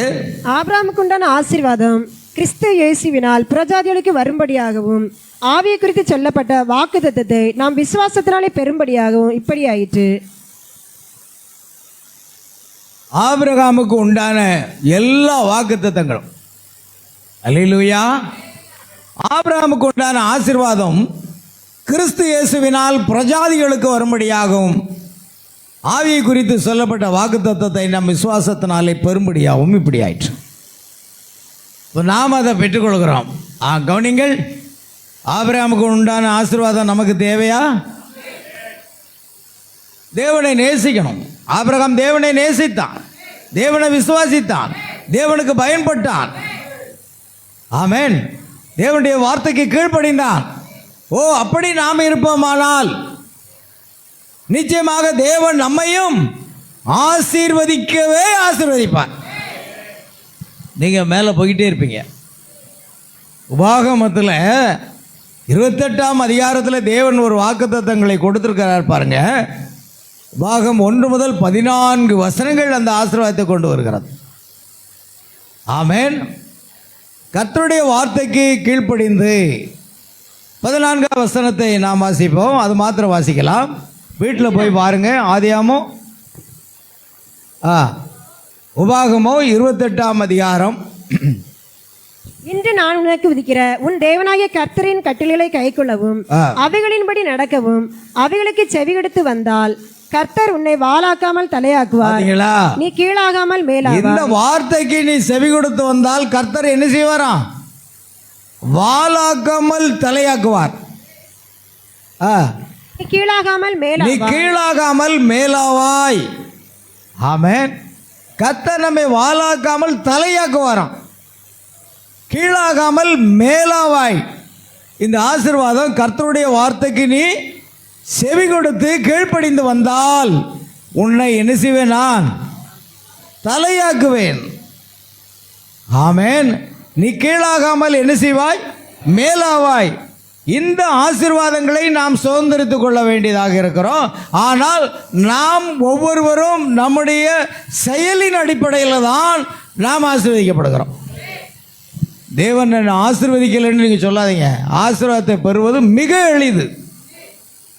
ஆபிரகாமை போன்று பின்பற்றுங்கள். சொல்லுக்கு கீழ்ப்படிங்க, தேவனுக்கு பயப்படுங்க. அல்லேலூயா. அப்படி நான் நடந்து கொண்டோமானால் பிரியமானவர்களே, நிச்சயமாக ஆபிரகாமுக்கு உண்டான எல்லா ஆசீர்வாதங்களும் யாருக்கு வருகிறது? நமக்கு வருகிறது. விசுவாசத்தின் மூலமாக அதை பெற. நீங்கள் ஒன்றும் பிச்சைக்காரனாக இருக்க முடியாது. ஆபிரகாம் செல்வ சீமாட்டியாக இருந்தான் என்று வேதம் சொல்கிறது. நமக்கு 2 ஆசீர்வாதம் இருக்கிறது. ஒன்று ஆவிக்குரிய ஆசீர்வாதம், ஒன்று உலகத்துக்குரிய ஆசீர்வாதம். 2 ஆசீர்வாதம் உண்டு. ஏன்னா இயேசு சொன்னார் மத்தேயு 6:33 வசனத்தில், முதலாவது தேவனுடைய ராஜ்யத்தையும் அவருடைய நீதியும் தேடுங்கள், அப்பொழுது இவைகளெல்லாம் உங்களுக்கு கூட கொடுக்கப்படும் சொன்னார். எண்ணத்தை புசிப்போம், எண்ணத்தை உண்போம் என்று, உங்கள் சரீரத்துக்கு எண்ணத்தை உடுப்போம் என்று கவலைப்படாதீங்க. அஞ்ஞானிகள் இதை நாடி தேடுகிறார்கள். இவைகளெல்லாம் உங்களுக்கு தேவை என்பதை பரம்பதை அறிந்திருக்கிறார். முதலாவது தேவனுடைய ராஜ்யத்தை அவருடைய நீதியும் தேடுங்கள், அப்பொழுது எவைகள் உடைகள், உணவுகள், ஆமென், இன்னும் என்ன தேவையோ இது எல்லாவற்றையும் அவர் எப்படி கொடுப்பாராம்? கூட கொடுப்பாருன்னு சொல்லியிருக்கு. 2 ஆசீர்வாதம் நமக்கு இருக்கு. எபேசியர் 1:3 சொல்லுகிறது, நம்முடைய கர்த்தராகிய இயேசு கிறிஸ்துவின் பிதாவாகிய தேவனுக்கு ஸ்தோத்திரம். அவர் கிறிஸ்துவுக்குள் உன்னதங்களிலே ஆவிக்குரிய சகல ஆசீர்வாதத்தினாலும் நம்மை ஆசீர்வதித்திருக்கிறார்.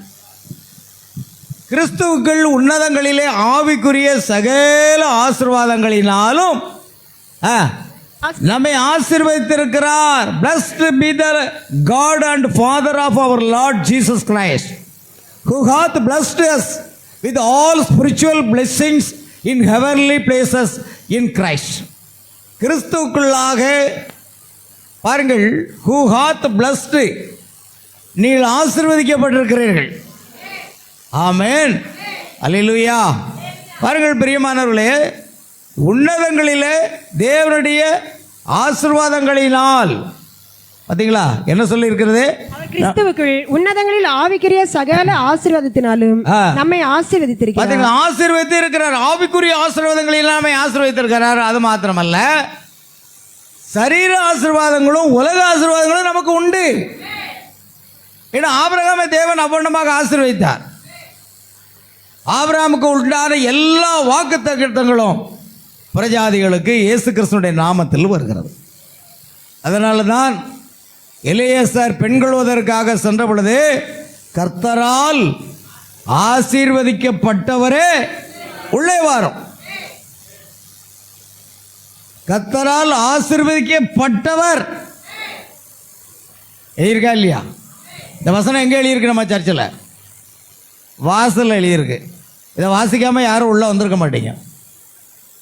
அந்த வசனம் அங்கே தானே இருக்குது. அதாவது பார்த்துருக்கீங்களே, கர்த்தரால் ஆசீர்வதிக்கப்பட்டவரே உள்ளே வாரும்னு எழுதியிருக்குது. ஆசீர்வதிக்கப்பட போகிறவர் இல்லைங்க, ஆவிக்குரிய ஆசீர்வாதங்கள், அடுத்து உலக ஆசீர்வாதங்கள், எல்லா ஆசீர்வாதங்களையும் தேவன் நமக்கு ஆசீர்வதிச்சிருக்கிறார். நாம் ஒன்றும் பிச்சைக்காரனாக இருக்க முடியாது. நம்ம யார்ட்டையும் போய் கெஞ்ச வேண்டியதில்லை. ஊழியத்தில் இருந்தாலும் சரி, இல்லை உலக வாழ்க்கையில் இருந்தாலும் சரி, யார்கிட்ட போய் நம்ம கைவிட்டு நாம் வாங்குற அளவுக்கு கர்த்தர் வைக்க மாட்டார். கர்த்தர் சொல்கிறார், நீயோ கடன் கொடுப்பாய், கடன் வாங்காது இருப்பாய். கடன் வாங்காத அளவுக்கு தேவன் நம்மை நடத்துவார்.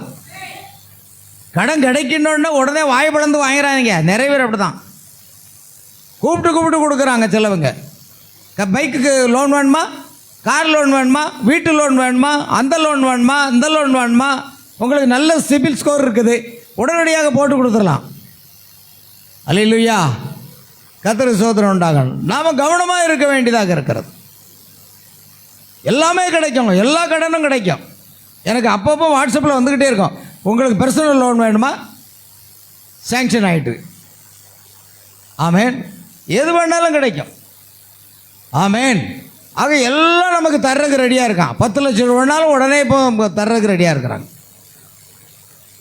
ஆனால் நம்ம தேவனுடைய வார்த்தை என்ன சொல்லுகிறது என்றால், நீயோ கடன் கொடுப்பாய், கடன் வாங்காது இருப்பாய்ன்னு சொல்லியிருக்கிறாரே, அதே உபாகம் 28ஆம் அதிகாரத்தில் இருக்கிறார். ஆமேன். நீயோ கடன் கொடுப்பாய், கடன் வாங்காது இருப்பாய் அப்படின்னா, பிறருக்கு கடன் கொடுக்கிற அளவுக்கு தேவன் உங்களை ஆசீர்வதிப்பாராம். இன்னும் நீங்கள் கடன் வாங்குற நிலைமையில் இருக்கிறீங்கன்னா உங்கள் வாழ்க்கையை சோதிச்சு பாருங்க. நீங்கள் தேவனுக்கு பயப்படுகிறீங்களா?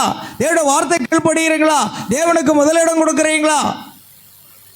இங்கே நீங்கள் ஏதாவது குழப்பவாதியாக இருந்தீங்கன்னா நீங்கள் இன்னும் கடன் வாங்கிட்டே தான் இருப்பீங்க.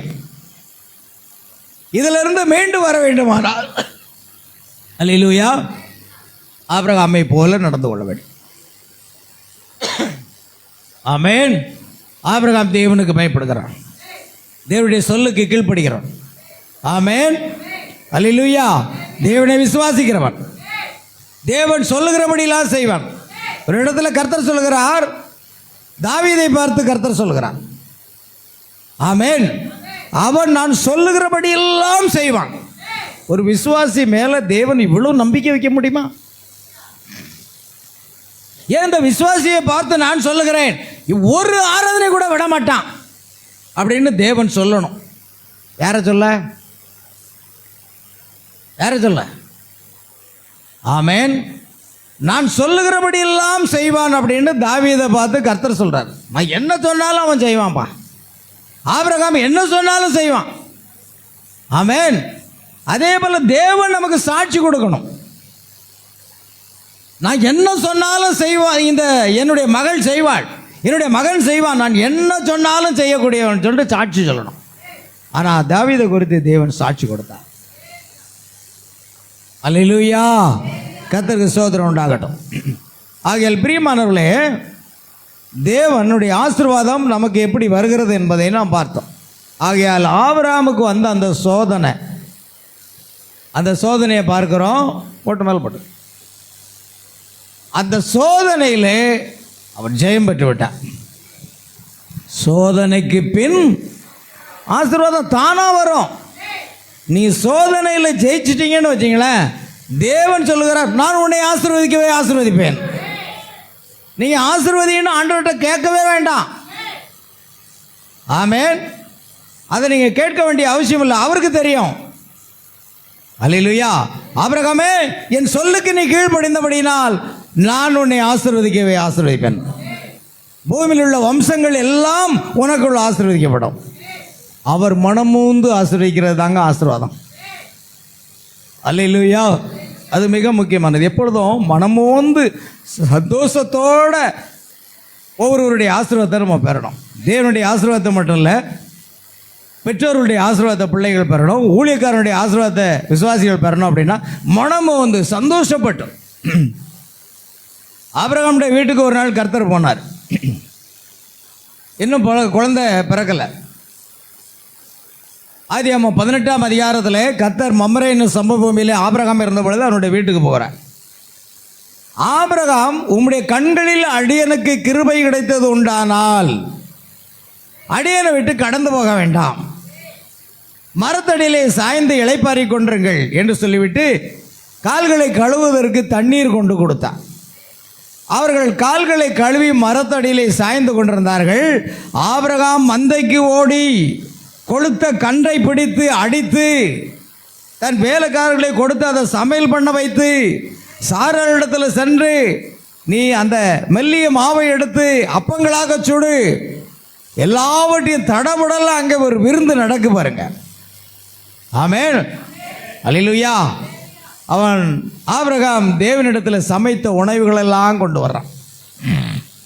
ஆமென். சமைத்த உணவுகளை கொண்டு வந்து எண்ணெய், அதாவது வெண்ணெய், பால், அடுத்து இறைச்சி எல்லாவற்றையும் அவன் கொடுத்து தேவன் அங்கே புசிக்கிறார். ஆமென். இது எல்லாம் சாப்பிட்ட உடனே தேவன் மனம் குளிர்ந்து போச்சு, சந்தோஷமாயிட்டு. ஆமென். ஆபிரகாம் தேவனை அந்த அளவுக்கு என்ன செய்தான்? அவன் பராமரித்தான், உபசரித்தான், கொழுத்த கன்றை அடித்தான், அப்பத்தை சுட்டு கொண்டு வந்தான், எல்லாவற்றையும் கொடுத்து அவரை திருப்திப்படுத்தினான். அவர் நல்லா சாப்பிட்டு முடிச்சுட்டு கைகளுடன் உடனே சொல்கிறார், உன் மனைவியாக சாராள் எங்கே? ஏதோ கூடாரத்துக்குள்ளே இருக்கிறான். ஒரு உற்பவ கால திட்டத்தில் உன்னிடத்தில் வருவேன், அப்பொழுதே அவள் உனக்கு ஒரு குமாரனை பெறுவாள். ஆமென். இத்தனை ஆண்டுகள் காத்திருந்தானே. பைபிள் சொல்லுது, அந்நியரை உபசரிக்க நாடுங்கள். அந்நியரை கூட நாம உபசரிக்கணுமா? அப்படின்னா விசுவாசிகள் எந்த அளவுக்கு நாங்கள் உபசரிக்கணும்? அல்லேலூயா.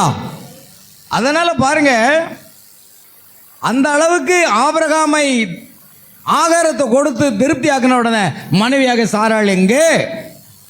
ஆமென்.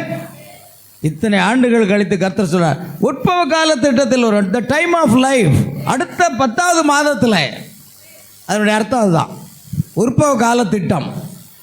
அந்த 10வது மாதத்துக்குள்ள உன் மனைவி உனக்கு ஒரு குமாரனை பெறாள். பாருங்க, மனமூந்து ஆசீர்வதிக்கணும் தேவன் நம்மை. தேவனிடத்தில் கெஞ்சி கெஞ்சி கெஞ்சி ஆசீர்வாதம். அந்த பிச்சை கேட்குற மாதிரிலாம் எனக்கு பிடிக்காது. நான் ஊழியத்துக்கு வரும்போதே சொன்னேன், ஆண்டவரே நான் ஊழியத்துக்கு வருவேன், ஆனால் பிச்சை வாங்கி நான் ஊழியம் செய்ய மாட்டேன். நம்முடைய ஊழியக்காரனா என்னை போஷிக்கணும், என்னை உடுத்தணும், என்னை நடத்தணும், என் தேவைகள் சந்திக்கப்படணும். அப்படின்னா வாரம், இல்லைன்னா என்னை விட்டுடும். நான் வரல. அப்படி தான் ஆண்டவர்கிட்ட அடம் பிடிச்சேன். ஆண்டவர் தரிசனத்தை காட்டினார். காட்டு புஷ்பங்களை பார், சாலமன் முதலாய் சர்வ மகிமையில இதை உடுத்து இருந்தது இல்லைங்கிறார். அல்லேலூயா. அதே போன்று உன்னை விடுத்துவேன் எனக்கு வாக்கு கொடுத்தார். இன்றைக்கு வரைக்கும் உங்கள் மத்தியில் நான் போட்டுக்கிட்டு இருக்கிற சட்டை ஒரு சகோதரர் எடுத்து கொடுத்தது தான். இந்த பிரசங்கத்துக்கு இது தேவைதான்னு தான் நான் அதை போட்டு வந்தேன். எல்லாமே அப்படி தான். என் பீரோவில் இருக்கிற எல்லா ஷர்ட்ஸும் யாராவது விசுவாசி எடுத்து கொடுப்பாங்க. அதுக்குரிய ஆசீர்வாதத்தை பெற்றுக்கொள்ளுங்க. ஊழியக்காரனுக்கு ட்ரெஸ் எடுத்து கொடுத்தாலும் அதுவும் பெரிய ஆசீர்வாதம் தான். ஊழியர்களுக்கு சாப்பாடு கொடுத்தாலும் ஆசீர்வாதம் தான். ஆமென். ஆபிரகாம் அதை திருப்தியாக செய்து அந்த ஆசீர்வாதத்தை பெற்றுக்கொண்டார். இப்படி வேதத்தில் எவ்வளவோ காரியங்கள் இருக்கிறது. ஆமென். பாருங்கள், எலிசா அந்த வழியாக, எலிசா தானே, எலிசா அந்த வழியாக செல்வது. சூனாமியால் அவளை அழைத்து மேல் வீட்டறையில் தங்க வைத்து அவரை பராமரித்து எல்லா சாப்பாட்டையும் திருப்தியாக கொடுத்து போகிற போதெல்லாம் ஊழியத்துக்கு அந்த இடத்துல ஒரு மேஜை, ஒரு கட்டில், ஒரு சேரு எல்லாம் போட்டு திருப்தியான சாப்பாடை கொடுத்து அவள் பராமரிப்பாள். அவள் திரும்ப ஊழியத்துக்கு போகும்போது சந்தோஷமாக போவார். இப்படி வரும் பொழுது அன்றைக்கு அதான் நடந்தது. அவன் அங்கு தங்கி அவள் கொடுத்த திருப்தியான உணவெல்லாம் சாப்பிட்டு முடிச்சுட்டு, இந்த அளவுக்கு நம்ம விசாரிக்கிறாளே, இவளுக்கு என்ன குறை இருக்கிறது? வேலைக்காரனாக ஏஎஸ்சி சொல்லுகிறான், அவளுக்கு பிள்ளை இல்லை. அப்படியா? அவளை அழைத்து வா. இனி நான் வரும்போது நீ ஒரு குமாரனை என்ன செய்வாய்? அழைத்து கொண்டிருப்பாய். முடிஞ்சு போச்சா? நீங்கள் நினைக்கிறீங்க இந்த சிறியோரில் ஒருவனுக்கு எதை செய்தீர்களோ அதை எனக்கே செய்தீர்கள். இன்னைக்கு பாருங்க, சிலவங்க லட்சக்கணக்கில் செலவழிச்சு வீட்டை கட்டுவாங்க, அதை செய்வாங்க, இதை செய்வாங்க. ஒரு ஊழியக்காரனுக்கு ஒரு ஷர்ட் எடுத்து கொடுக்க மாட்டாங்க. 500 ரூபா தான் ஒரு ஷர்ட் மட்டும் எடுத்து கொடுத்துட மாட்டாங்க. ஏன்னா அங்கே தான் மிச்சம் பிடிக்காங்களாம். செலவு எதிர்பார்த்ததோடு அதிகமாயிட்டு அப்படின்னு சொல்லி அதுக்கு என்ன சொல்லுவாங்க? சாக்கு போக்கு சொல்லுவாங்க. ஊழியக்காரனுக்கு இல்லைங்க, அது இயேசு கிறிஸ்துவுக்கு என்று பைபிள் சொல்லுது. இந்த சிறியரில் ஒருவனுக்கு எதை செய்தீர்களோ அதை எனக்கே செய்தீர்கள் சொல்றார். ஆமென். நீங்க யாருக்கு எடுத்து கொடுக்குறீங்க? இயேசு கிறிஸ்துவுக்கு ட்ரெஸ் எடுத்து கொடுக்குறீங்க. இயேசு கிறிஸ்துவுக்கு நல்ல திருப்தியான உணவு கொடுக்குறீங்க. அதனால தான் சூனாமியாளுக்கு குழந்தை இல்லைன்னு ஒன்று அங்கே எலிசா சொல்லுகிறான், உற்பகால திட்டத்தில் நீ ஒரு குமாரனை அணைத்து கொண்டிருப்பாய். ஆமென். தேவனுடைய ஆசீர்வாதம் வருவதற்குரிய காரியங்களை பாருங்க. ஊழியக்காரன் மனமூந்து ஆசீர்வதிச்சாருன்னா உங்களுக்கு அப்படியே தங்கும். ஏன்னா பைபிள் வசனம் சொல்லுது, கர்த்தருடைய ஊழியக்காரர்கள் கர்த்தருடைய நாமத்தினாலே ஆசீர்வதிப்பதற்கு கட்டளை பெற்றிருக்கிறார்கள்னு ஒரு வசனம். மனமூந்து ஊழியக்காரனை ஆசிக்கணுங்க. ஆமென். பாருங்கள், இன்னும் அநேக காரியங்கள் நான் சொல்லிட்டு போகலாம். ஒரு முறை யாக்கோபுடைய கண்கள் இருள் அடைந்தது இல்லையா? யாக்கோபு எத்தனை பிள்ளைகள்? அவனை மன்னிக்கும். யாருக்கு? ஈசாக்குக்கு. ஈசாக்குக்கு ஏசா, யாக்கோபு கண்ணு இருளாகி போச்சு. இப்போ தகப்பனுடைய ஆசீர்வாதத்தை பெறணும், புத்திர சுகாரத்தை பெறணும். அவன் என்ன செய்கிறான்? ஏசா வேட்டையாட போனான். வேட்டையாடி அதை கொண்டு வந்து அந்த ஆசீர்வாதத்தை கொடுக்கணும்னு விரும்புகிறான். அல்லேலூயா. ஆனால் யாக்கோபு கொஞ்சம் எத்து வேலை, குறுக்கு வழியில் சம்பாதிக்கிறவன், நேர்மையாக சம்பாதிக்கிறதில்ல. அல்லேலூயா. அவன் அப்படி போய் என்ன பண்ணிட்டான்? தகப்பனிடத்தில் ரோமம் உடை உடுத்தி கொண்டு ஆசீர்வாதத்தை வாங்கிட்டான். ஆனால் பிற்பாடு அதை தெரிஞ்சதுனால தேவன், அதாவது ஈசாக்கு யாரை ஆசீர்வதித்தார்? ஏசாவை ஆசீர்வதித்து உன்னை சந்ததியாக்குவேன்னு சொன்னார். ஏசா பெரிய வம்சமாக மாறப்பட்டான். அல்லேலூயா. இப்படி எல்லா காரியங்களையும் பார்க்கும் பொழுது பிரியமானவர்களே, நம்ம சாதாரணமாக அதை எடுத்துக்கிறோம். சாதாரணமாக எடுக்காதீங்க. ஒரு ஊழியக்காரனுக்கென்று என்ன செய்கிறீங்களோ அது தேவனுக்கு தான் செய்கிறீங்க. அதில் உங்களுக்கு விசுவாசம் இருக்கணும். ஆமென். ஆகையால் பிரியமானவர்களே, இப்படியாக ஆபிரகாம் வந்த சோதனையில் ஒரு பெரிய ஜெயத்தை பெற்றுக்கொண்டதுனால, ஒரு பெரிய ஆசீர்வாதங்களை பெற்றுக்கொண்டான். அவனுக்கு வந்த சோதனை சாதாரண சோதனை இல்லைங்க, தன்னுடைய குமாரனையே பலி செலுத்தக்கூடிய ஒரு சோதனை. கர்த்தர் அதையே சொல்ல போகிறாரு. ஒழுங்காக உபவாச கூடத்துக்கு வா, ஒழுங்காக ஞாயிறு ஆராதனைக்கு வா, காலையில் எழுந்து ஒழுங்காக ஜெபம் பண்ணு, இரவு படுக்கைக்கு போகும்னால ஜெபம் பண்ணு. இதைத்தானே கர்த்தர் கேட்குறாரு. இதை கூட செய்ய முடியாதா? கேட்டால் உங்களுக்கு ஆசீர்வாதம், ஆண்டவரே எனக்கு அமுக்கி குலுக்கி சரிந்து விழும்படி தாரோம், அதை மட்டும் கேட்குறோம். நம்ம கீழ்ப்படுகிறது இல்லையே. அதிகாலை ஜெபம் இல்லை, இரவு ஜெபம் இல்லை. ஆமேன். ஆராதனையை விட்டுருதோம், உபவாச ஜெபத்தை விட்டுருதோம். அல்லேலூயா. அப்போ நாம் ஆசீர்வதிக்கப்படணும்னு நினைக்கிறோமே தவிர அந்த ஆசீர்வாதம் பெறக்கூடிய வழியை நம்ம சரியாக கை கொள்ளலை அப்படிங்கும்போது கண்டிப்பாக நமக்கு அந்த ஆசீர்வாதம் கிடைப்பது கஷ்டம். அல்லேலூயா. அதற்கு ஒரு வழிமுறை இருக்கிறது. ஆபிரகாம் அதை தெரிந்து கொண்டதுனால அதை பின்பற்றினான். தேவன் அவனை ஆசீர்வதித்தார். அவன் மூலமாக பூமியில் உள்ள எல்லா வம்சங்களும் ஆசீர்வதிக்கப்பட்டிருக்கிறது. ஆமேன். சரி, இப்பொழுது ஆபிரகாமனுடைய சோதனையில் அவன் வெற்றி பெற்றான், ஜெயம் பெற்றான், ஆசீர்வதிக்கப்பட்டான். அடுத்தது நம்ம பார்க்கலாம், யோபை குறித்து பார்ப்போம். யோபுனுடைய புஸ்தகத்தில் யோபு 19ஆம் அதிகாரம் 25 முதல் 27 வசனங்களை நாம் வாசிக்க போகிறோம். என் மீட்பர் உயிரோடு இருக்கிறார் என்றும் அவர் கடைசி நாளில் பூமியின் மேல் நிற்பார் என்றும் நான் அறிந்திருக்கிறேன். இந்த என் தோல் முதலானவைகள் அழுகி போன பின்பு நான் என் மாம்சத்தில் இருந்து தேவனை பார்ப்பேன். அவரை நானே பார்ப்பேன், அந்நிய கண்கள் அல்ல, என் கண்களே அவரை காணும். இந்த வாஞ்சையால் என் உள்ளிந்திரியங்கள் எனக்குள் சோர்ந்து போகிறது. தேவன் இந்த வார்த்தைகளை ஆசீர்வதிப்பாராக. யோபுனுடைய வாழ்க்கை குறித்து நம்ம பார்க்குறோம் இல்லையா? யோபுனுடைய வாழ்க்கையில் அவனுடைய சோதனையின் நேரத்தில் எப்படியெல்லாம் நடந்து கொண்டான் என்பதை நாம் கவனிக்க வேண்டும். யோபுனுடைய புஸ்தகத்தை எல்லாரும் நீங்கள் திறந்து வைத்திருப்பீர்கள் என்று நம்புகிறேன் இல்லையா? கூடிய மட்டும் இங்கே எல்லாமே வசனம் இருக்கிறது.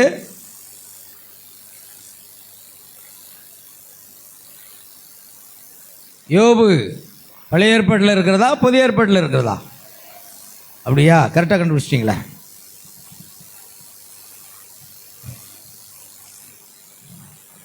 சரி,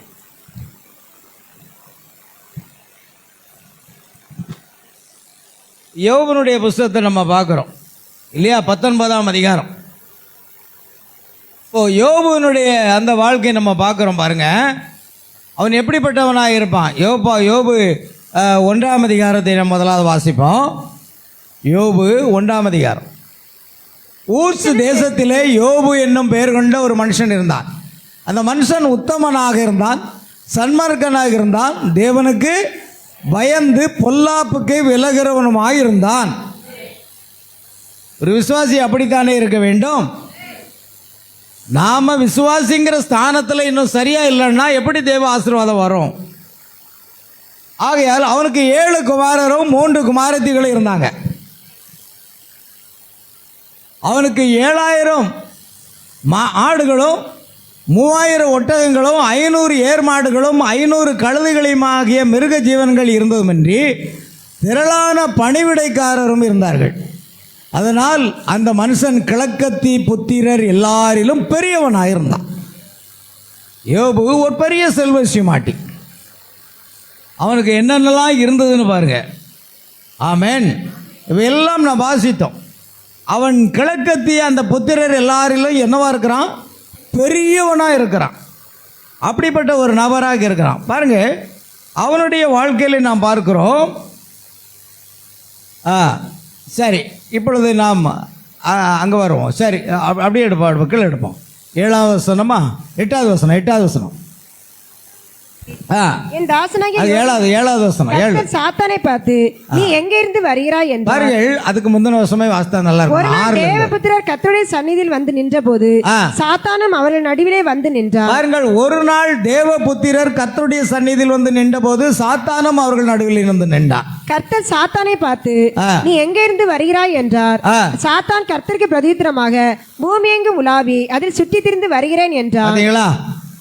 சாத்தா எங்கிருந்து வர்றா? நான் நெல்லை டவுன்ல இருந்து வர்றேன், இல்லை நான் தாளையத்திலிருந்து வர்றேன். அவன் அப்படி சொல்லலை. எங்கெல்லாம் போறானா?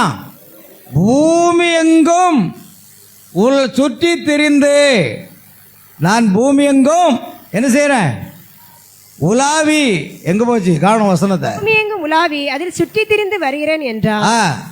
பூமி எங்கும் உலாவி அதில் சுற்றி திரிந்து வருகிறேன். அல்லேலூயா. சாத்தானுடைய வேலையை பார்த்தீங்களா? எதுக்கு அவன் சுற்றி திரியணும்? இந்த உலகமே அவனுக்கு தானே சொந்தம். ஒரே இடத்துல இருந்து சாப்பிட்டு போக வேண்டியதானே. அவன் பூமி எங்கும் உலாவி அதில் சுற்றி திரிந்து வருகிறேன். எதுக்காக சுற்றி திரிகிறான் தெரியுமா? 1 பேதுரு 5ஆம் அதிகாரம் 8வது வசனம் வாசிங்க. 1 பேதுரு 5:8.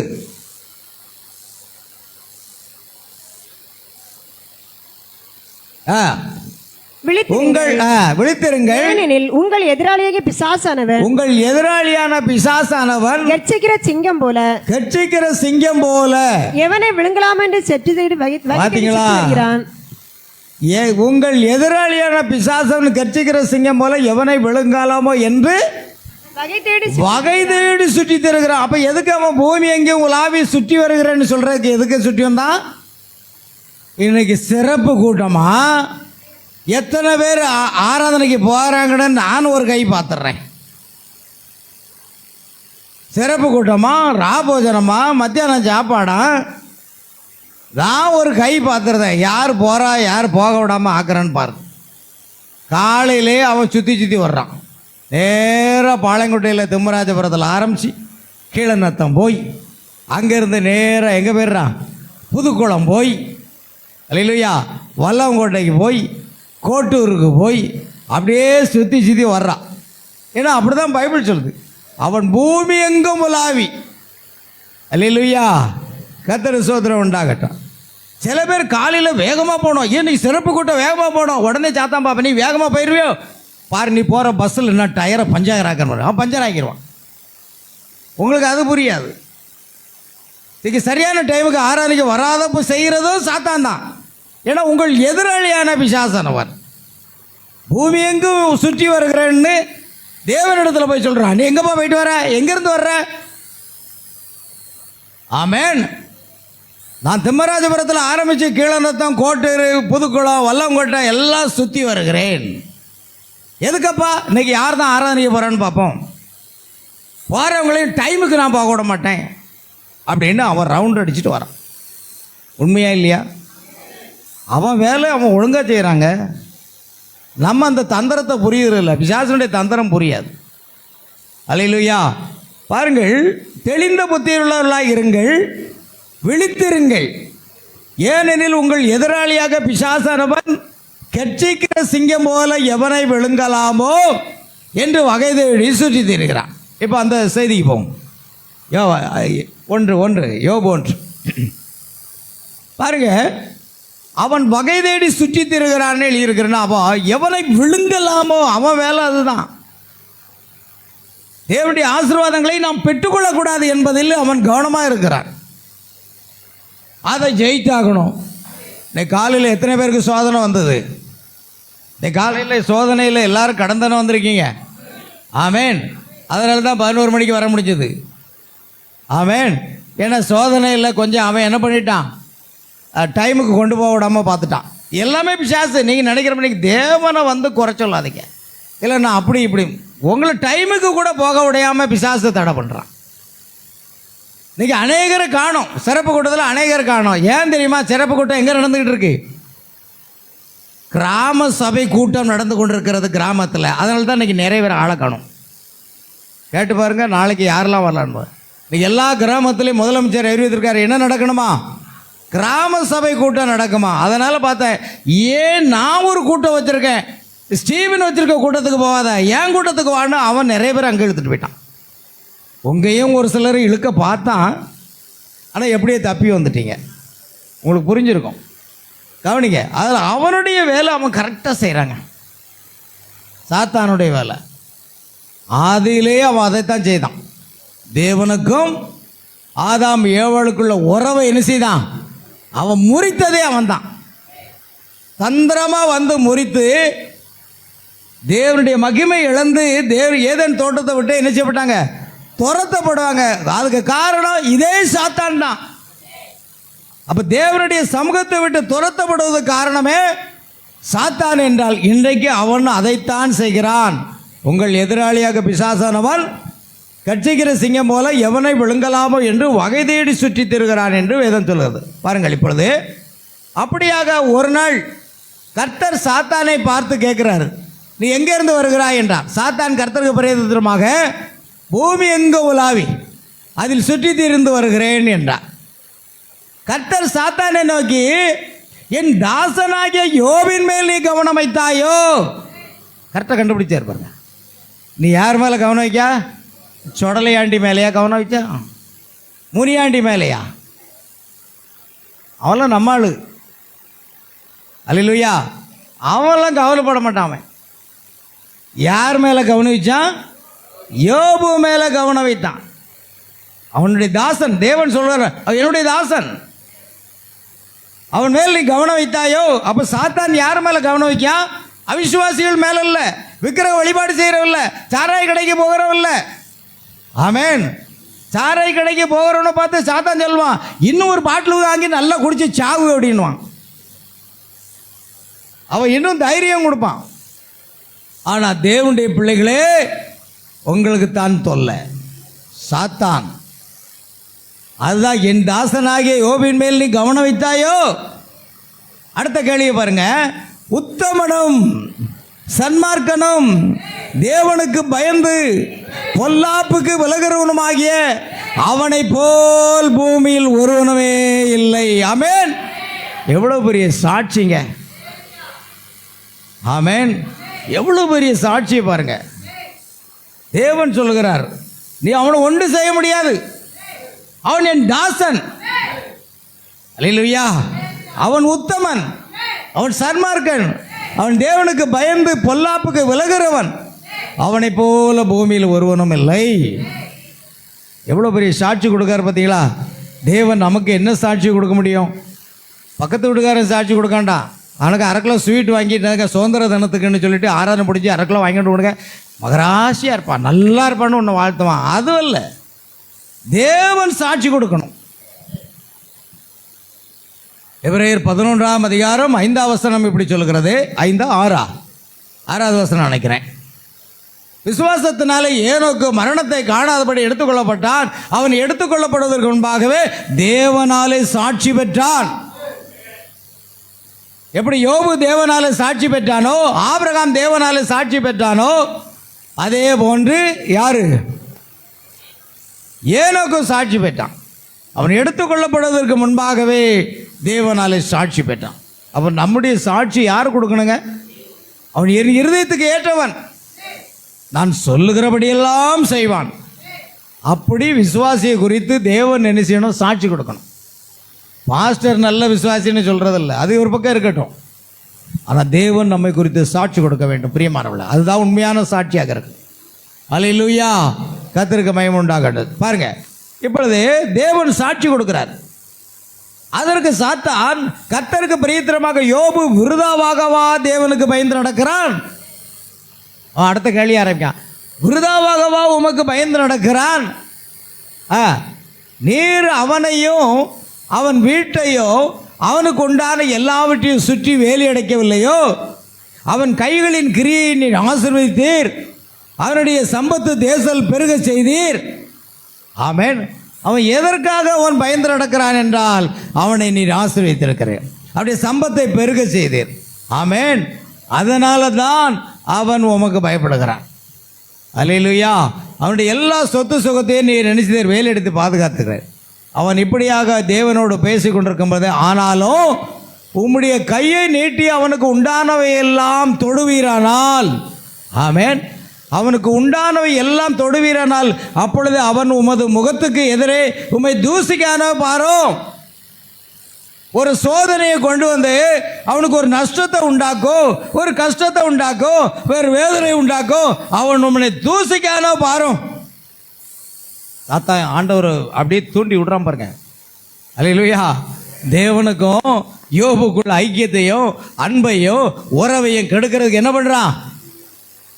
என்னெல்லாமோ தேவனிடத்திலே போய் பேசுறான். அப்புறம் உங்க பக்கத்து வீட்டுக்காரமா எதிர் வீட்டுக்காரமா உங்ககிட்ட வரமாட்டானா பிசாசு? தேவனிடத்திலே போய் பேசுறான் சாத்தான். நீர் அவனுக்கு உண்டானவைகளை கை நீட்டி தொடும், அப்பொழுது அவன் முகத்துக்கு எதிரே உம்மை தூசிக்கானோ பாரும் என்றான். கர்த்தர் சாத்தானை நோக்கி, இதோ அவனுக்கு உண்டானவை எல்லாம் உன் கையில் இருக்கிறது, அவன் மேல் மாத்திரம் உன் கையை நீட்டாதே என்றான். அப்பொழுது சாத்தான் கர்த்தருடைய சந்நிதி விட்டு புறப்பட்டு போனான். அல்லேலூயா. அப்போ இதை கவனிக்கணும் அருமையானவர்களே. நம்ம என்ன கற்றுக்கொள்கிறோம் அப்படின்னா, தேவன் கொடுத்த எல்லா ஆசீர்வாதங்களையும் சாத்தான் என்ன செய்கிறான், அதையெல்லாம் கெடுக்கிறதுக்கு உத்தரவு வாங்கிட்டு வரான். தேவ மனிதர்கள் பாடியிருக்காங்க, சத்துரு சோதித்திட தேவ உத்தரவுடன் வருவான். ஆமென். ஆனால் இயேசு கைவிடார், தாமாய் வந்து ரட்சிப்பார், அந்த இன்ப இயேசு எந்த சொந்தமானாரே. அல்லேலூயா. இப்போ சத்துரு சோதித்திட தேவ உத்தரவோடு தான் இறங்கி வர்றான். ஆகையால் கர்த்தருடைய சந்நிதி விட்டு சாத்தான் போயிட்டான். அப்புறம் அப்படியே பாருங்க, கீழே போட்டோம், அநேக நஷ்டங்களை இங்கே பார்க்குறோம். சரி போதும், இதெல்லாம் ஒவ்வொன்றாக வருகிறது. நீங்கள் வீட்டில் போய் வாசித்து பாருங்கள். இவ்வளோ சோதனைகள் ஒரு பிடிஎஃப் போடுங்க.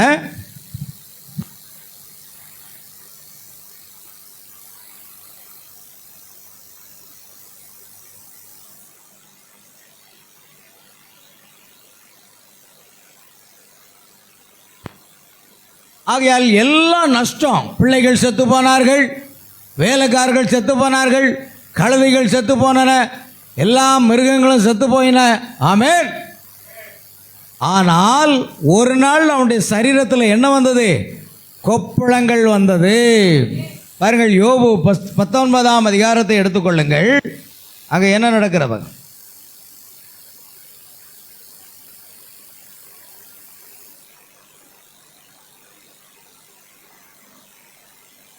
யோபனுடைய சரீரத்தில் என்ன வந்தது? கொப்பளங்கள் தோன்றினது. பாருங்கள், யோபின் புஸ்தகம் 19ஆம் அதிகாரம், எத்தனை அதிகாரங்க? அப்பொழுது சாத்தான் கர்த்தருடைய சந்நிதியை விட்டு புறப்பட்டு யோபின் உள்ளங்கால் தொடங்கி அவன் உச்சந்தலை மட்டும் யோபனுடைய உள்ளங்கால் தொடங்கி அவன் உச்சம் தலை வரைக்கும் கொடிய பருக்களால் அவனை வாதித்தான். கொடிய பற்களினால் பாருங்க, ஆடுகள் மாடுகள் எல்லாம் சாக வைத்தான், பிள்ளைகளை சாக வைத்தான். ஆமென். எல்லா அவனுக்கு இருக்கிற மிருகங்கள் எல்லாமே செத்து போச்சு. இப்பொழுது சாத்தான் கொடிய பற்களினால் என்ன செய்யறான்? அவனை வாதித்தான். அவனுடைய உள்ளங்கால் தொடங்கி உச்சம் தலை வரைக்கும் யோபு வாதிக்கிறான். அவன் ஒரு ஓட்டை எடுத்து தன்னை சுரண்டி கொண்டு சாம்பலில் உட்கார்ந்தான். அப்பொழுது அவன் மனைவி அவனை பார்த்து, நீர் இன்னும் உம்முடைய உத்தமத்தில் உறுதியாய் நிற்கிறீரோ? இன்னும் உம்முடைய உத்தமத்தில் உம்முடைய விசுவாசத்தில் நீர் உத்தமமா இருக்கிறீரோ? தேவனை தூஷித்து ஜீவனை விடும் என்றாள். யார் மூலமா வரோம்? மனைவி மூலமே வரா. யோபனுடைய மனைவி மூலம் வரா. இன்னுமா நீர் உத்தமத்தில் உறுதியா இருக்காரு? ஆமென். பாருங்க, அதுதான் சொன்னேன். மனைவி மூலமாக பிசாசு வருவான், கணவன் மூலமாக வருவான், பிள்ளைகள் மூலமாக வருவான், எந்த வகையிலும் வரணும். ஆனால் பிசாசனுடைய தந்திரத்தை நம்ம என்ன செய்யணும்? அறிந்து கொள்ள வேண்டும். பிசாசனுடைய தந்திரத்தை அறிந்து செயல்பட வேண்டும். அப்பொழுது அவன் மனைவி அவனை பார்த்து, நீர் இன்னும் உடைய உத்தமத்தில் உறுதியான இருக்கிறாரோ? தேவனை தூசித்து ஜீவனை விடும். பைபிளில் இலக்கணமாக அடியிருக்கு. ஆனால் இலக்கணம் எல்லாம், நீர் இன்னுமா உயிரோடு இருக்கீரு? தேவனை தூசித்து என்ன செய்யும்? செத்து தொலையும் அப்படின்னு அவன் மனைவி திட்டுறான். ஆமென். அது நம்ம இலக்கணத்தில் எழுதியிருக்கிறத அப்படியே எடுத்துக்கூட கூடாது. ஒழுங்காக பார்த்தீங்கன்னா, நீ செத்து தொலை வேண்டியனா, இன்னுமா உயிரோடு இருக்கிறீர், இன்னுமா தேவனை நேசிக்கிறீர், இன்னுமா தேவன் மேலே விசுவாசம் வைக்கிறாரு, இவ்வளவு ஆடு மாடு பிள்ளைகள் எல்லாம் போச்சுதே, இன்னும் உனக்கு புத்தி வரலையா அப்படின்னு நிறைய அவளை போட்டு வசப்பாடியிருப்பான். அல்லேலூயா. ஆனா யோபு என்ன சொல்கிறான்? அதற்கு அவன், நீ பைத்தியக்காரி பேசுகிறது போல, நீ பைத்தியக்காரி பேசுகிறது போல பேசுகிறாய். தேவன் கையில நன்மை பெற்ற நாம் பாருங்க பெற வேண்டாமோ என்றான். பிள்ளைகள் செத்து போனாங்க, ஆடு மாடுகள் போச்சு, வேலைக்காரன் போச்சு. யோபனுடைய மனைக்கு என்ன வந்துட்டு? பைத்தியமே வந்துட்டு. அதான் பைத்தியக்காரின்னு சொல்லுது. சில பேருக்கு நம்ம குடும்பத்தில் நஷ்டம் வந்துட்டுனா சில பேருக்கு என்ன ஆகும்? பைத்தியமே பிடிச்சி போகும். பைத்தியம் பிடிச்சி புலம்புறது போல யோபனுடைய மனைவி புலம்புறான். அதனால தான் யோபு சொல்றாரு, பைத்தியக்காரி பேசுகிறது போல பேசுகிறாய். தேவன் கையிலே நன்மை பெற்ற நாம் தீமையும் பெற வேண்டாமோ? தேவன் கையிலே நன்மை பெற்ற நாம் தீமையும் பெற வேண்டாமோ என்றார். இவைகள் எல்லாவற்றினாலும் யோபு தன் உதடுகளினால் பாவம் செய்ய. இவைகள் எல்லாவற்றிலும் யோபு தன் உதடுகளினால் பாவமே செய்யலை. பதறி ஒரு வார்த்தை கூட பேசலை. ஆபிரகாம் ஏன் எதற்கு என்று தன் குமாரனுடைய காரியத்தை கேட்கல. அதே போல் யோபும் கூட ஒரு வார்த்தை கூட பதறி பேசலை. இவ்வளவு நடந்தால் தன் உதடுகளினால பாவம் செய்யலை. நாம் சில நேரம் உதடுகளினாலே பாவம் செய்கிறோம். உதடுகளினாலே யாரையோ காயப்படுத்துகிறோம். நம்ம உதடுகளை வைத்து மற்றவங்களை என்ன செய்கிறோம்? அதான் சொல்லுவான் உலகத்தில், கல்லால் அடித்தது வலிக்கலையா, சொல்லால் அடித்தது வலிக்குன்னு சொல்லுவான். அதுமாதிரி கல்லால் அடித்தா கூட பட்டு போயிடுவான். ஆனால் அந்த சொல்லால் அடிக்கிற அடி இருக்குது பாருங்க, அது அந்த காயம் லேசில் ஆறாது.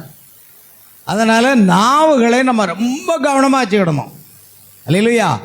சர்ச்சுக்குள்ளே இருக்கிறது வரைக்கும் ஒழுங்காக இருப்போம். வெளியே போன பிறகு தான் அந்த நாவு என்ன செய்யும்? அந்த வாயை விட்டு வெளியே எட்டி பார்க்கும். இந்த பாம்புக்கு பாருங்கள், அந்த நாக்கு எட்டி பார்க்கும். அதே போல் நம்ம நாவும் என்னடா சொல்ல, யார்டா சண்டை போட, எவனடா வம்புகளுக்க அப்படின்ட்டு நாவு ரொம்ப தீவிரமாக இருக்கும். நீ பார்த்துக்கணும், அது பொந்துக்குள்ளே கிடையாது, அங்கே வெளியே வராத அப்படின்ட்டு நாக்கை உள்ளே வச்சுக்கணும், வாய்க்குள்ளே. ரொம்ப கவனம். ஏன்னா நாவை அடக்க ஒருவனாலும் கூடாதுன்னு பைபிள் சொல்லுது. நாவை அடக்கிறது ரொம்ப கஷ்டமான காரியம்தான். ஆனால் நம்ம அந்த 6வது புலனாகிய பரிசுத்த ஆவியின் மூலமாக நம்ம அதை அடக்கணும். ஆமென். ஆகையால் யோபு தன் உதடுகளினால கூட பாவமே சில பதறி ஒரு வார்த்தை கூட சொல்லலைங்க. ஏங்க 10 பிள்ளைகளையும் செத்து போனாங்கங்க, ஆடு மாடு செத்து போச்சுங்க, வேலைக்காரர்கள்லாம் செத்து போனாங்க, எல்லாமே அழிஞ்சு போச்சு. மனைவியும் கூட பைத்தியக்காரி ஆகி அவளும் தூசிக்கிறா. யோபு தேவனை குறித்ததான நிச்சயத்தில் இன்னும் அவன் இருக்கிறான். அவன் சொல்லுகிறான் பாருங்கள், அந்த அடுத்தது PDF பாருங்க. என் மீட்பர் உயிரோடு இருக்கிறார் என்றும் அவர் கடைசி நாளில் பூமியின் மேல் நிற்பார் என்றும் நான் அறிந்திருக்கிறேன். இந்த என் தோல் முதலானவைகள் அழுகி போன பின்பு என் மாம்சத்திலே இருந்து தேவனை பார்ப்பேன். யோபு சொல்லுகிறான், கர்த்தர் கொடுத்தார், கர்த்தர் எடுத்தார். பிள்ளைகளை கர்த்தர் கொடுத்தார், கர்த்தர் எடுத்தார். ஆடு மாடுகளை கர்த்தர் கொடுத்தார், கர்த்தர் எடுத்தார். வேலைக்காரர்களை கர்த்தர் கொடுத்தார், கர்த்தர் எடுத்தார். கர்த்தர் கொடுத்தார், கர்த்தர் எடுத்தார். கர்த்தருடைய நாமத்துக்கு என்னது? ஸ்தோத்திரம் என்று தேவனுக்கு நன்றி சொல்லுகிறான். அல்லேலூயா. இப்போ சரீரத்திலேயும் கொப்பளங்கள். அவன் ஓட்டை எடுத்துக்கொண்டு சுரண்டி இருக்கிறான். ஆனால் அவனுடைய விசுவாசம் என்ன தெரியுமா? என் மீட்பர் உயிரோடு இருக்கிறார், அவர் கடைசி நாளில் பூமியின் மேல் நிற்பார் என்றும் நான் அறிந்திருக்கிறேன். இந்த என் தோல் முதலானவைகள் அழுகி போன பின்பு என் மாம்சத்தில் இருந்து தேவனை பார்ப்பேன், அவரை நானே பார்ப்பேன்.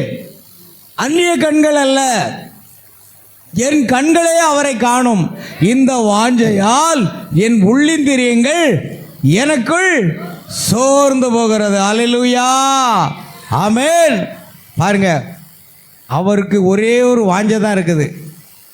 பிள்ளைகள் செத்ததை பற்றி கவலைப்படலை, ஆடு மாடுகள் போனதை பற்றி கவலை இல்லை. என்ன நஷ்டம் வந்தாலும் எல்லாமே நஷ்டம்.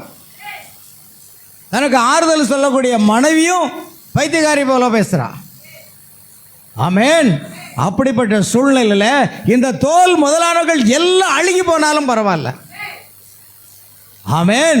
என் மாம்சத்தில் இருந்து என் தேவனை பார்ப்பேன், அவரை நானே பார்ப்பேன். அந்நிய கண்கள் அல்ல, என் கண்களே அவரை காணும்.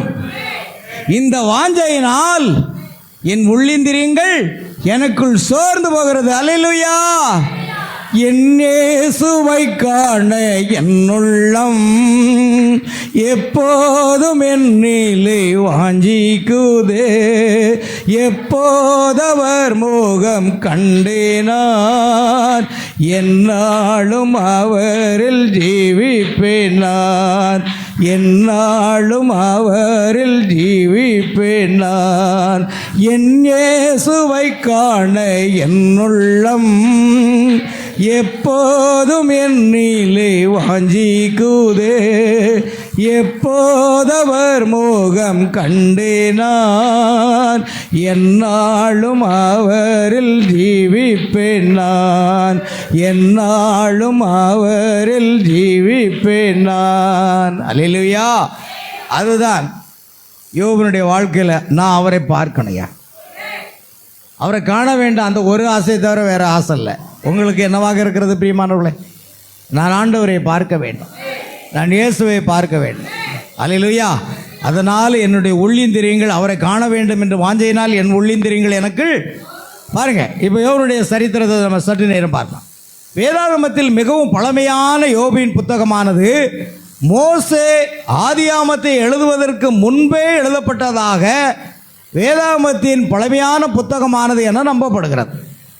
ஆதியாகம், யாத்ராகமும், லேவியராகமும், எண்ணாகமும், உபாகம், இந்த 5 ஆகமங்களை எழுதினது யாரு? மோசே தீர்க்கதரிசி. மோசே தான் ஆதியாகமம், யாத்ராகமம், லேவியராகமம், எண்ணாகமும், உபாகம். ஆனால் இந்த ஆதியாகமம் புஸ்தகம் எழுதப்படுவதற்கு முன்பாகவே யோபின் புஸ்தகம் மிக பழமையான புஸ்தகம் என்று சரித்திர ஆசிரியர்கள் அதை ஆராய்ந்து பார்த்து சொல்லியிருக்கிறார். தீர்க்கதரிசி தான் அதையும் குறிப்பிடுகிறார். ஆதியாகமத்தை எழுதுவதற்கு முன்பதாகவே இந்த யோபினுடைய புஸ்தகம் எழுதப்பட்டது. ஆகையால் மீட்பானது தூரமாக இருந்த போதிலும் அந்த வழியில் முன்பாகவே வேதாகமத்தின் மிக பழமையான புத்தகமானது மீட்பை பேசி கொண்டிருந்தது. என்ன இருந்தது? மீட்பு, ரட்சிப்பு. அல்லேலூயா. அதை குறித்து தேவனுடைய வார்த்தை அங்கு ஏற்கனவே இருக்கிறதை நம்ம பார்க்கலாம். ஆகையால் வேதாகமத்தில் மீட்பானது மிக பழமையான காரியங்களில் ஒன்றாகவே இருக்கிறது. மீட்பின் திட்டமானது திட்டமிடப்பட்டிருந்தது என்று உங்களுக்கு தெரியுமா? அதை பற்றி சிந்தியுங்கள். அவர் உலகத்தை உண்டாக்குவதற்கு முன்பாகவே தேவன் முன்னதாக கண்டு ஒரு மீட்பின் பாதையை உருவாக்கினார். கிறிஸ்துவானவர் உலக தோற்றத்துக்கு முன்பாக அடிக்கப்பட்ட தேவ ஆட்டுக்குட்டி. அல்லேலூயா. உலக தோற்றத்துக்கு முன்பாக அடிக்கப்பட்டால் தேவனுடைய மீட்பின் திட்டம் என்பது உலக தோற்றத்துக்கு முன்பாகவே தேவனுடைய சிந்தையில் இருந்தது.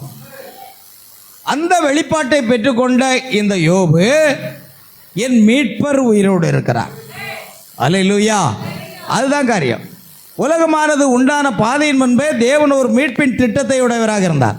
அங்கே பின்பாக இருந்த யோபு அவன் நினைப்பதை நாம் காண விரும்புகிறோம். கீழே பாருங்க. யோபை அதாவது கிழக்கில் அவன் ஒரு மகத்தான மனிதனாகவும் ஒரே இளவரசனாகவும் இருந்தார்.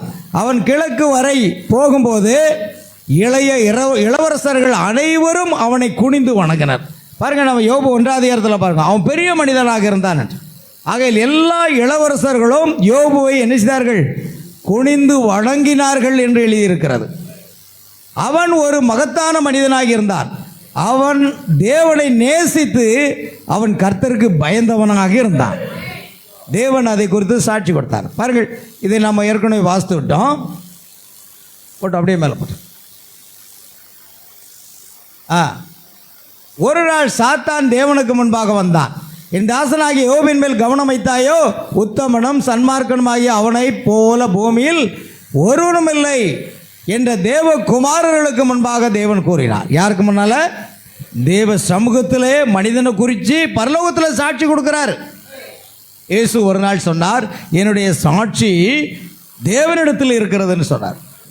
அதுதான் நிச்சயமாக அவனுக்கு தேவையான ஒவ்வொன்றையும் நீர் கொடுக்கிறீர், அவனுக்கு உண்டான எல்லாவற்றையும் வேலையிடத்திருக்கிறதா என்றார். ஆச்சரியம் ஒன்றுமில்லை. நிச்சயமாக அவன் உண்மை சேவிக்க முடியும். நிறைய பணம் சம்பாதிக்கிறான், நிறைய ஆடு மாடுகள் இருக்கின்றன, வாழ்க்கையில் அனைத்தையும் பெற்றிருக்கிறான் என்றார். அவனோ எவருமே அவ்விதமாக உண்மை சேவிக்க முடியும். இப்படிப்பட்ட காரியம் இருந்தால் நீங்கள் சந்தோஷமாக சர்ச்சுக்கு வருவீங்க, சந்தோஷமாக பண்ணுவீங்க, எல்லாமே பாடுவீங்க. அதைத்தான் அவன் செய்துகிட்டு இருக்கிறான்னு சாத்தான் சொல்கிறான். பாருங்கள். ஆமென். பாருங்கள் பிரியமானவர்களே, அவன் உம்முடைய கரங்களில் இருக்கிறான், ஆனால் அவனுடைய ஜீவனை எடுத்துக்கொள்ளாதே. தேவன் சொல்லுகிறார் அவனுடைய கரங்களில் இருக்கான். எனவே அவன் இறங்கி வந்தான். சாத்தான் ஒரு சுழல் காட்டில் இருந்து அவன் எல்லா களஞ்சியங்களையும் அழித்து போட்டான். ஆடு மாடுகள் மற்றும் குதிரைகளையும் மற்றும் அனைத்தையும் அவன் எரித்து போட்டாள். யோபு ஒரு நல்ல மனிதனாக இருந்து கொண்டு அவள் ஒரே வழியாக மாத்திரமே, அதாவது ஆட்டுக்குட்டியின் சிந்தப்பட்ட இரத்தத்தின் மூலமாகவும் அவன் வர வேண்டியதாக இருந்தது. அல்லேலூயா. அது தேவனுடைய சிந்தையில் அந்த மீட்பின் திட்டம் இருந்தது. ஆகையால் அநேக குமாரர்களும் குமாரத்திகளும் இருந்தனர், எல்லாம் அதை தன்னை விட்டு போய்விட்டது என்று நாம் பார்க்கிறோம். சரி, இது ஏற்கனவே நம்ம தியானித்து விட்டோம் என்று நினைக்கிறேன். பாருங்கள், வேதம் சொல்கிறது, அநேகமாக அல்லது தற்செயலாக அவர்கள் பாவம் செய்திருக்கக்கூடும் என்று அவனுடைய சிநேகிதர்கள் ஒன்று கூறினார்கள். அந்த 3 சிநேகிதர்கள் வந்து, யோபுவே நீர் மறைமுகமான ஒரு பாவம் செய்திருக்கக்கூடும் என்று குற்றப்படுத்தினார்கள். பாருங்கள், அவர்களும் அவனுக்கு ஆறுதல் கூற முடியலை. ஆகையால் ஆட்டுக்குட்டியின் சிந்தப்பட்ட அந்த இரத்தத்தை தேவனுக்கு முன்பாக கொடுப்பது அதுதான். ஆமென். நான் செய்வதற்குரிய ஒரே காரியம் தான். ஒவ்வொரு இரவும் கிருபாசனத்தில் தங்கள் பிள்ளைகள் மீது சிந்தப்பட்ட ஆட்டுக்குட்டியின் இரத்தத்தை செலுத்துவதற்கு மிகவும் விருப்பமான ஒரு காரியம். ஆகையால் பிரியமானவர்களே, நாம் அதைத்தான் செய்ய வேண்டியதாக இருக்கிறோம். சரி, பாருங்க அடுத்தது. போட்டு அப்படியே போட்டு பாருங்கள்.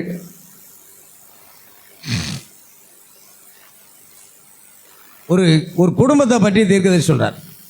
அவள் உள்ளே வரும் வரை காத்திருந்து அவள் மீது உங்கள் கரங்களை போட்டு, இப்பொழுது இதயத்திற்கு இனியவளே இங்கே வா, நாம் ஜெபிப்பதற்காக முழங்கால் படிவோம் என்று கூறுங்கள். அந்த பெற்றோர்கள் கணவன் மனைவியை பார்த்து அவளை அழைத்து, வார்கள் இப்பொழுது நாம் ஜெபிப்போம், முழங்கால் படியிடுவோம்னு சொல்லணுமா? அதான் ஒரு நல்ல குடும்பம். யோபன் குடும்பம் அப்படி தான் இருந்திருக்கிறது. ஆகையால் அங்கே என்ன நடந்தது? இன்றிரவு ஒரு நல்ல பெண்ணாக நீ இருப்பாய் என நம்பிக்கை கொண்டிருக்கிறான். ஆகையால் அநேகமாக நீ அப்படி இருக்கவில்லை. கர்த்தருக்கு துதியின் பலியை நாம் செலுத்தி அவருக்கு நன்றி செலுத்துவோம். நான் உனக்கு சொல்கிறேன், இன்றிரவு நீங்கள் ஒரு வித்தியாசமான பிள்ளைகளாக இருக்க வேண்டும். அவர்கள் அதை செய்வார்களானால் நமக்கு யோபுவை போல் அதிகமான தகப்பன்மார்கள் இருப்பார்கள். பார்த்தீர்களா?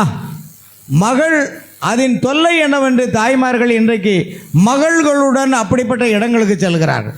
அவைகள் சில சபைகளுக்கு சொந்தமானவர்கள் கூட. அது சற்று கொஞ்சம் சிறியதாக கடினமாக இருக்கிறது. அல்லேலூயா. பாருங்கள், இதில் ஒரு முக்கியமான காரியங்களை மட்டும் நம்ம வாசித்து முடிப்போம். எனவே பின்பு யோபு இப்பொழுது அதை உறுதி செய்து கொள்வதற்கு என்னுடைய ஒவ்வொரு பிள்ளைகளுக்காகவும் தகன பலிக்காக அவன் பலி செலுத்தி பார்த்தான். இதெல்லாம் வேதத்தில் இருக்கிறது.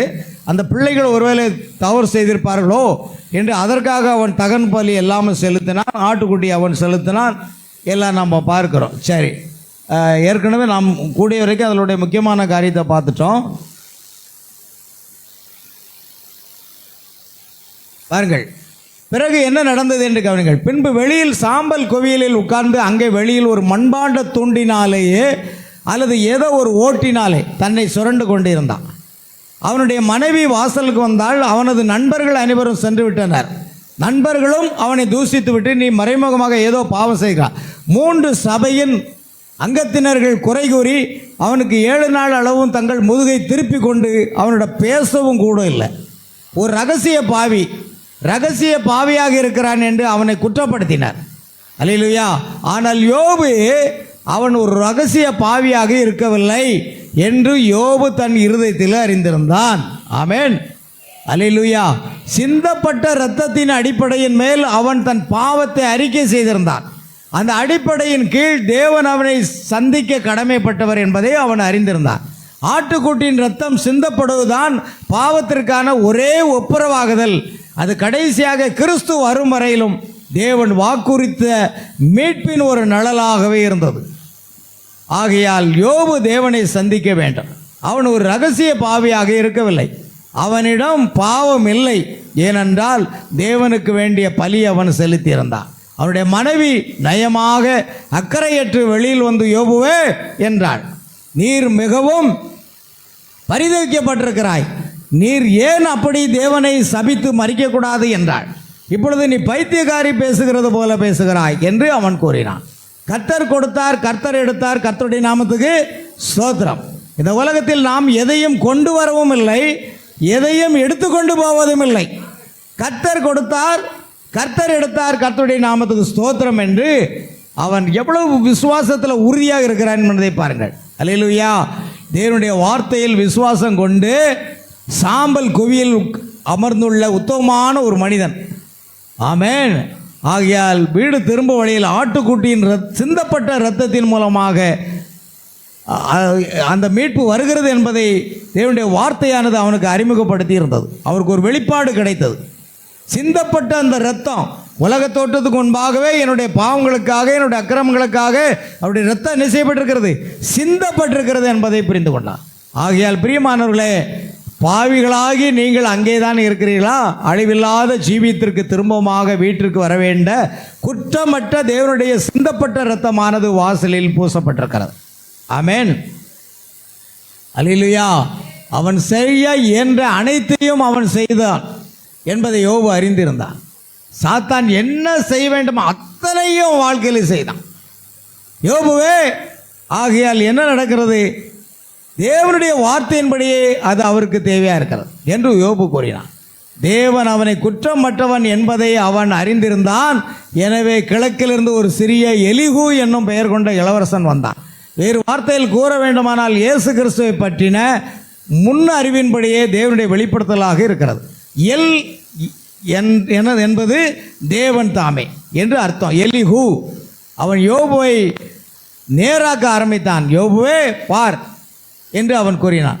ரகசிய பாவியாக இருக்கிறபடியால் நான் உன்னை குற்றப்படுத்தவில்லை, நீ தேவனை தவறாக குற்றம் சுமத்தியிருக்கிறாய் என்று அவன் கூறினான். பாருங்கள், இப்படி அநேக காரியங்களை நம்ம பேசிக்கிட்டே போகலாம். சரி, இது தீர்க்கதரிசி செய்தியிலிருந்து அநேக காரியங்கள் இருக்கிறது, நம்ம அதை விட்டுருவோம். இது கூட நமக்கு அதிகமாக தேவையில்லை. நம்ம முக்கியமான காரியத்தை நம்ம ஏற்கனவே பேசிட்டோம் இல்லையா? அல்லேலூயா. ஆனால் இப்பொழுது யோபனுடைய வாழ்க்கையில் சொல்லப்பட்ட எல்லா சோதனைகளிலும் சாத்தான் எப்படியெல்லாம் புடமிடப்பட வேண்டுமோ, எப்படியெல்லாம் சோதிக்க வேண்டுமோ அப்படியெல்லாம் அவன் சோதித்து பார்த்து முடித்து விட்டான். ஆமென். ஆனால் தன் உதடுகளினால் கூட அவன் பாவம் செய்யலை. ஒரு நாள் கர்த்தர் தாமே சுழல் காட்டிலே இறங்கி வருகிறார். பாருங்கள், யோபு சொன்ன அந்த ஒரு வார்த்தை எடுங்க. நான் சோதிக்கப்பட்ட பின் பொன்னாக விளங்குவேன் என்று ஒரு வார்த்தை. யோபுவின் புஸ்தகம் 23ஆம் அதிகாரம் 10வது வசனம். யோபு 23:10. ஆனாலும் நான் போகும் வழியை அவர் அறிவார். அவர் என்னை சோதித்த பின் நான் பொன்னாக விளங்குவேன்.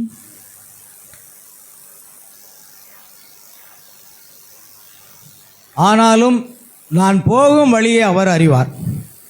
அவர் என்னை சோதித்த பின் நான் பொன்னாக விளங்குவேன். அழிந்து போகிற பொன் அக்கினியினாலே சோதிக்கப்படுகிறது போல அதைவிட விலையேறப்பட்டதாக இருக்கிற உங்கள் விசுவாசம் சோதிக்கப்பட்டு, ஆமென், அதுதான் அழிந்து போகிற பொன்னை காட்டிலும் விலையேறப்பட்டது விசுவாசம். உங்கள்கிட்ட 10 பவுன் நகை இல்லையா? கவலைப்படாங்க. ஒரு கிராம் கூட நகை இல்லையா? கவலைப்படாங்க. என்ன வச்சுருக்கீங்க? விலையேறப்பட்ட விசுவாசம் இருக்குது. பொண்ணு அழிந்து துருப்பிடித்து போகணும்னு பைபிள் இருக்குது. ஆனால் விசுவாசத்தை என்ன செய்ய முடியாது, யாருமே அழிக்க முடியாது. ஆபிரகாம் பெற்றிருந்த விசுவாசத்தை யாரும் அழிக்கலை. ஆமென். அதே போல் யோபு பெற்றிருந்த விசுவாசத்தை யாரும் அழிக்க முடியல. ஆகையால் நான் போகும் வழி அவர் அறிவார். அவர் என்னை சோதித்த பின் நான் என்ன செய்வேன்? பொன்னாக விளங்குவேன்.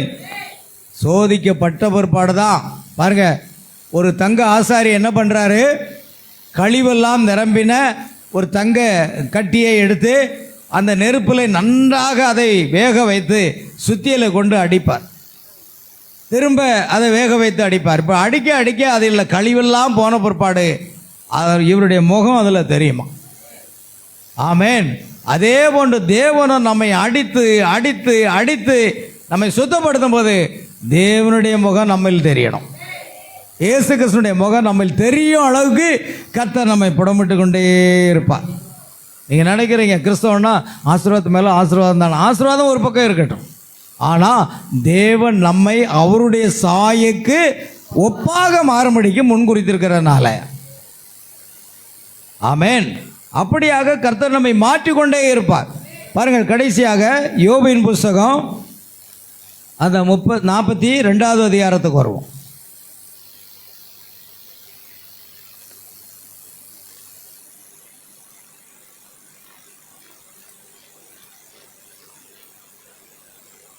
யோபு 42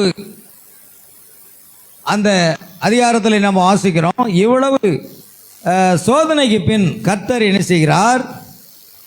10வது வசனம். யோபு தன் சிநேகிதருக்காக வேண்டுதல் செய்தபோது கர்த்தர் அவன் சிறையிருப்பை மாற்றினார். யோபுக்கு முன்னிருந்த எல்லாவற்றை பார்க்கிலும் இரண்டத்தனையாய் கர்த்தர் அவனுக்கு தந்தருளினார். அப்பொழுது அவனுடைய எல்லா சகோதரரும் சகோதரிகளும் அவனுக்கு அறிமுகமான போதும். அடுத்தது 12வது வசனம். கர்த்தர் யோபின் முன்னிலைமை பார்க்கிலும் அவன் பின்னிலைமை ஆசீர்வதித்தார். 14,000 ஆடுகளும் 6,000 ஒட்டகங்களும் 1,000 ஏர்களும் 1,000 கழுதைகளும் அவனுக்கு உண்டாயின. 7 குமாரரும் 3 குமாரத்திகளும் அவனுக்கு பிறந்தார். மறுபடியும் 7 குமாரர்கள் 3 குமாரத்தியும் பிறந்தார்கள். மூத்த மகளுக்கு போதும். இப்படி பார்க்கும்போது யோபனுடைய முன்னிலைமையை பார்க்கிலும் அவனுடைய பின்னிலைமை கர்த்தர் என்ன செய்தார்? அதிகமாக ஆசீர்வதித்தார் என்று எழுதியிருக்கிறார். இந்த ஆசீர்வாதம் எப்படி வருகிறது பிரியமானவர்களே? சோதனைக்கு பின் ஆசீர்வாதம். ஆபிரகாமை சோதித்து அவன் ஆசீர்வாதங்களை பெற்றுக்கொண்டான். ஆபிரகாம் சோதிக்கப்பட்டதுனால நாம் ஒவ்வொரு ஆசீர்வாதங்களை பெற்றுக்கொண்டோம். யோபு சோதிக்கப்பட்டதுனால அந்த ஆசீர்வாதம் அவனுக்கு ரெண்டத்தனையாக வருகிறது இல்லையா? அவனுக்கு முன்பிருந்த யோபனுடைய முன்னிலைமையை பார்க்கிலும் முன் இருந்த எல்லாவற்றையும் பார்க்கிலும் இரண்டத்தனையாக கர்த்தர் அவனுக்கு தந்தருளினார். அப்போ ரெட்டிப்பான ஆசீர்வாதத்தை கிடைக்க வேண்டுமானால் நாம் எப்படி நடந்து கொள்ள வேண்டும்? சோதனை வரும்போது நம்ம பின்வாங்கி போகிறோமா? தேவனை நேசிப்பதில் ஏதாவது குறைபாடு இருக்கிறதா?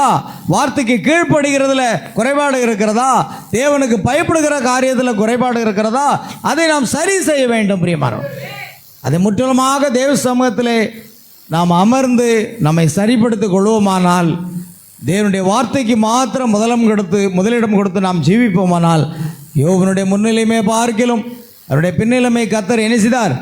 ரெண்டத்தனையாக ஆசீர்வதித்தார் அல்ல, ரெண்டத்தனையாக, டபுள் ரெட்டிப்பான நன்மையை தருவேன், இன்றைக்கே தருவேன் என்று வசனம் சொல்லுங்க.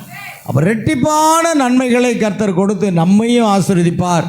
நாம் இந்த சோதனைக்கு பின் ஒரு ஆசீர்வாதத்தை பெற்றுக்கொள்வோம். நாம் யாவரும் எழுந்து நிற்போம். கர்த்தர் உங்களை ஆசீர்வதிப்பாராக. ஆகையால் பிரியமானவர்களே, சோதனைக்கு பின் ஆசீர்வாதம் ஏன்? அதை ஒரு விசுவாசிக்கு அது தேவையாக இருக்கிறது. நான் சோதிக்கப்பட்ட பின் பொன்னாக விளங்குவேன் என்ற வார்த்தையின் அடிப்படையில் பிரியமானவர்களே, நாம் ஒவ்வொருவரும் சோதிக்கப்பட வேண்டும்.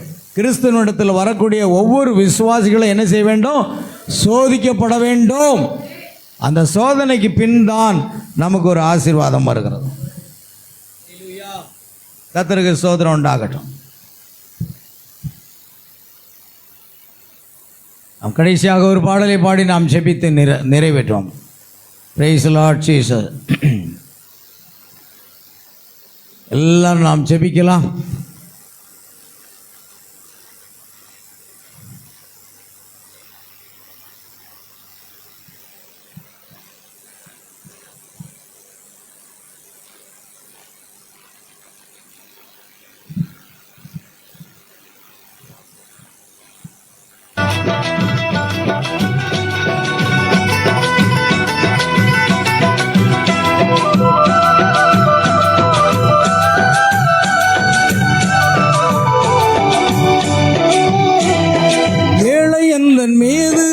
தேவா ஏன் இத்தனை அன்பு செய்யும் நாதா, ஏழை எந்தன் மீது அன்பு தேவா ஏன் இத்தனை அன்பு செய்யும் நாதா, பாவியான எந்தன் மீது நாதா, பாவியான எந்தன் மீது நாதா ஏன் இத்தனை பாசம் செய்யும் நாதா, ஏன் இத்தனை பாசம் செய்யும் நாதா, ஏழை எந்தன் மீது அன்பு தேவா ஏன் இத்தனை அன்பு செய்யும் நாதா.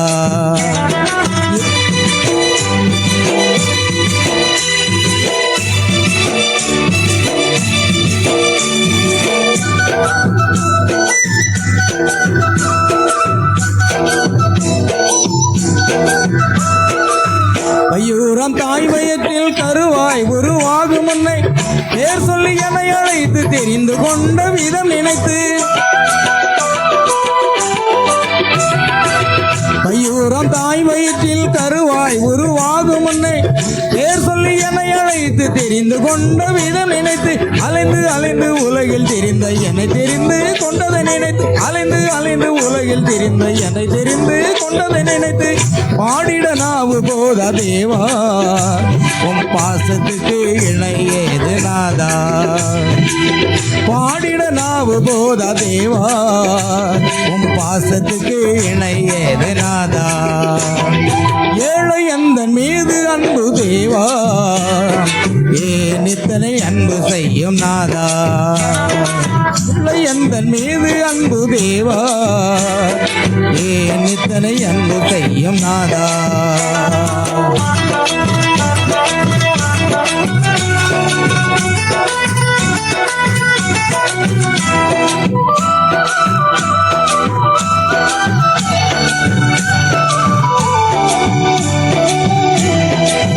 உள்ளையான பாவ சேற்றில் உழந்து அமைந்து கிடந்த என்னை தூக்கிய மனிதனாக நிறுத்தியவும் அன்பு நினைத்து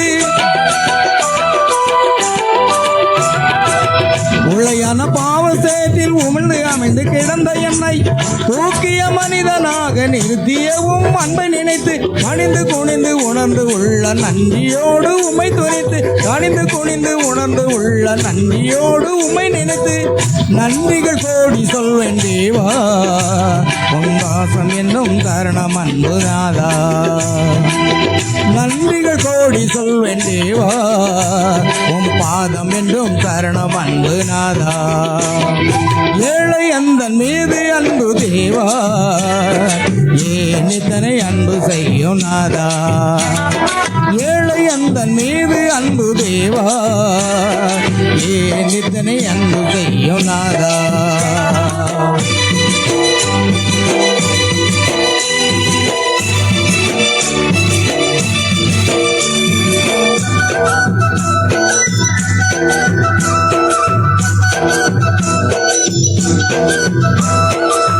எத்தனையோ நன்மைகளை உம்மால் நான் பெற்றிருந்தும் அத்தனையும் மறந்து நான் மெத்தனமாய் வாழ்ந்ததேனோ. எத்தனையோ நன்மைகளை உம்மால் நான் பெற்றிருந்தும் அத்தனையும் மறந்து நான் மெத்தனமாய் வாழ்ந்ததேனோ. அற்பனும் சொற்பனும் குப்பையும் என்னை தற்பரன் தெரிந்து கொண்டதை நினைத்து அற்பனும் சொற்பனும் குப்பையும் என்னை தற்பரன் தெரிந்து கொண்டதை நினைத்து ஊத்திட நாவு போதா தேவா உம் மகிமைக்கு அளவு இல்லை நாதா. துதித்திட நாவு போதா தேவா உம் மகிமைக்கு அளவு இல்லை நாதா.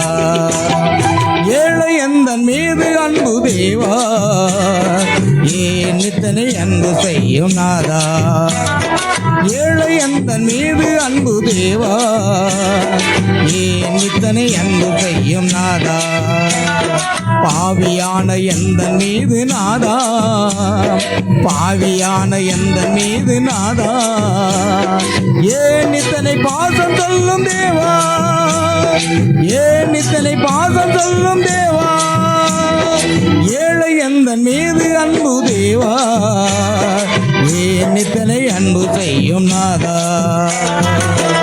ஆமென். கரங்களை தட்டி கர்த்தரை பயன்படுத்தும். நாம் எல்லாரும் கர்த்தரை பயன்படுத்தும். கரங்களை தட்டி கர்த்தரை மகிமைப்படுத்துவாங்க. Price Lord Jesus. நன்றி அப்பா. கோடான கோடி ஸ்தோத்திரங்களை செலுத்துகிறோம் கர்த்தாவே. இந்த அருமையான விசேஷித்த நாளிலே தேவ சமூகத்தில் வந்து நாங்கள் உம்மை துதித்து உம்மை பாடி ஆராதித்து மகிமைப்படுத்தத்தக்கதாக தேவன் தந்த பிரதான கிருபைக்காக நன்றி செலுத்துகிறோம் கர்த்தராகிய இயேசு கிறிஸ்துவின் நாமத்திலே பாடின பாடல்கள் ஆராதனை வேளை தேவ செய்தி எங்களுக்கு ஆசீர்வதித்தார். ஆண்டவரே, சோதனைக்கு பின் ஒரு ஆசீர்வாதம் என்று பார்த்தோம். ஆபிரகாமுக்கு சோதனை, யோபுக்கு சோதனை, மோசேக்கு சோதனை. ஆண்டவரே, எல்லா தேவ மனிதர்களும் சோதிக்கப்பட்டார்கள். ஆண்டவரே, அந்த சோதனைக்கு பிற்பாடு அவர்கள் ஆசீர்வாதங்களை சுதந்திரித்துக் கொண்டார்கள். அதுபோல விசுவாசிகளாகிய நாங்களும் அதை புரிந்து கொள்ள வேண்டும். எங்களுக்கு சோதனை வரும்பொழுது நாங்கள் பின்வாங்கி போய்விடக்கூடாது. சோதனை வரும்பொழுது துவண்டு போய்விடக்கூடாது. சோதனை வரும்பொழுது சோர்ந்து போய்விடக்கூடாது. எல்லாம் நன்மைக்கு, நடப்பதெல்லாம் நன்மைக்கு, நடந்ததெல்லாம் நன்மைக்கு என்று சொல்லி தேவனே கர்த்தர் கர்த்தர் கொடுத்தார், கர்த்தர் எடுத்தார் என்று சொல்லி ஆண்டவரே தேவனுக்கு ஆண்டவரே அவன் நன்றி சொன்னான் என்று பார்க்கிறோம். ஆண்டவரே அவ்வண்ணமாக ஆண்டவரே நான் சோதிக்கப்பட்டவன் பொன்னாக விளங்குவேன் என்று சொன்னது போல ஒவ்வொரு விசுவாசிகளும் பொன்னாக மாற வேண்டுமானால் ஆண்டவரே உம்முடைய வார்த்தைக்கு நாங்கள் கீழ்ப்படிய வேண்டும். சோதனை வரும்பொழுது பின்வாங்கி போகாமல் வார்த்தைக்கு நாங்கள் தேவனுடைய வார்த்தையில் நிலைத்திருக்க தேவன் எங்களுக்கு உதவி செய்யும். இந்த சபையாரை ஆசீர்வதியும். ஆண்டவரே இந்த வார்த்தை கேட்க போகிற ஒவ்வொரு தேவனுடைய பிள்ளைகளையும் ஆசீர்வதிப்பார். தொடர்ந்து மாலை ராபோஜன ஆராதனை கூட கர்த்தர் பொறுப்படுத்த நடத்தித்தார். சகல துதி கனமகிமை யாற்றும் செலுத்துகிறோம். கர்த்தராகிய இயேசு கிறிஸ்துவின் நாமத்தில் கேட்கிறோம் பிதாவே. என் ஆத்மாவே கர்த்தரை ஸ்தோத்திரி, என் முழு உள்ளமேருடைய பரிசுத்த நாமத்தை ஸ்தோத்திரி. என் ஆத்மாவே கர்த்தரை ஸ்தோத்திரி, கர்த்தர் செய்த சகல பாரங்களையும் மறவாதே. ஆமென். நம்முடைய கர்த்தராகிய இயேசு கிறிஸ்துவின் கிருபையும் தேவனுடைய அன்பும் பரிசுத்தாவினுடைய ஐக்கியமும் சந்தோஷமும் சமாதானமும் சுகமும் பலமும் ஆசீர்வாதங்களும் நம் அனைவரோடும், நம் குடும்பத்தார் அனைவரோடும், சகல பரிசுத்தவான்கள் அனைவரோடும் இன்றும் என்றும் சதா காலமும் நிலைத்திருப்பதாக. அல்லேலூயா. Praise the Lord. கர்த்தராகிய இயேசு கிறிஸ்து உங்கள் ஒவ்வொருவரையும் ஆசீர்வதிப்பார். God bless you.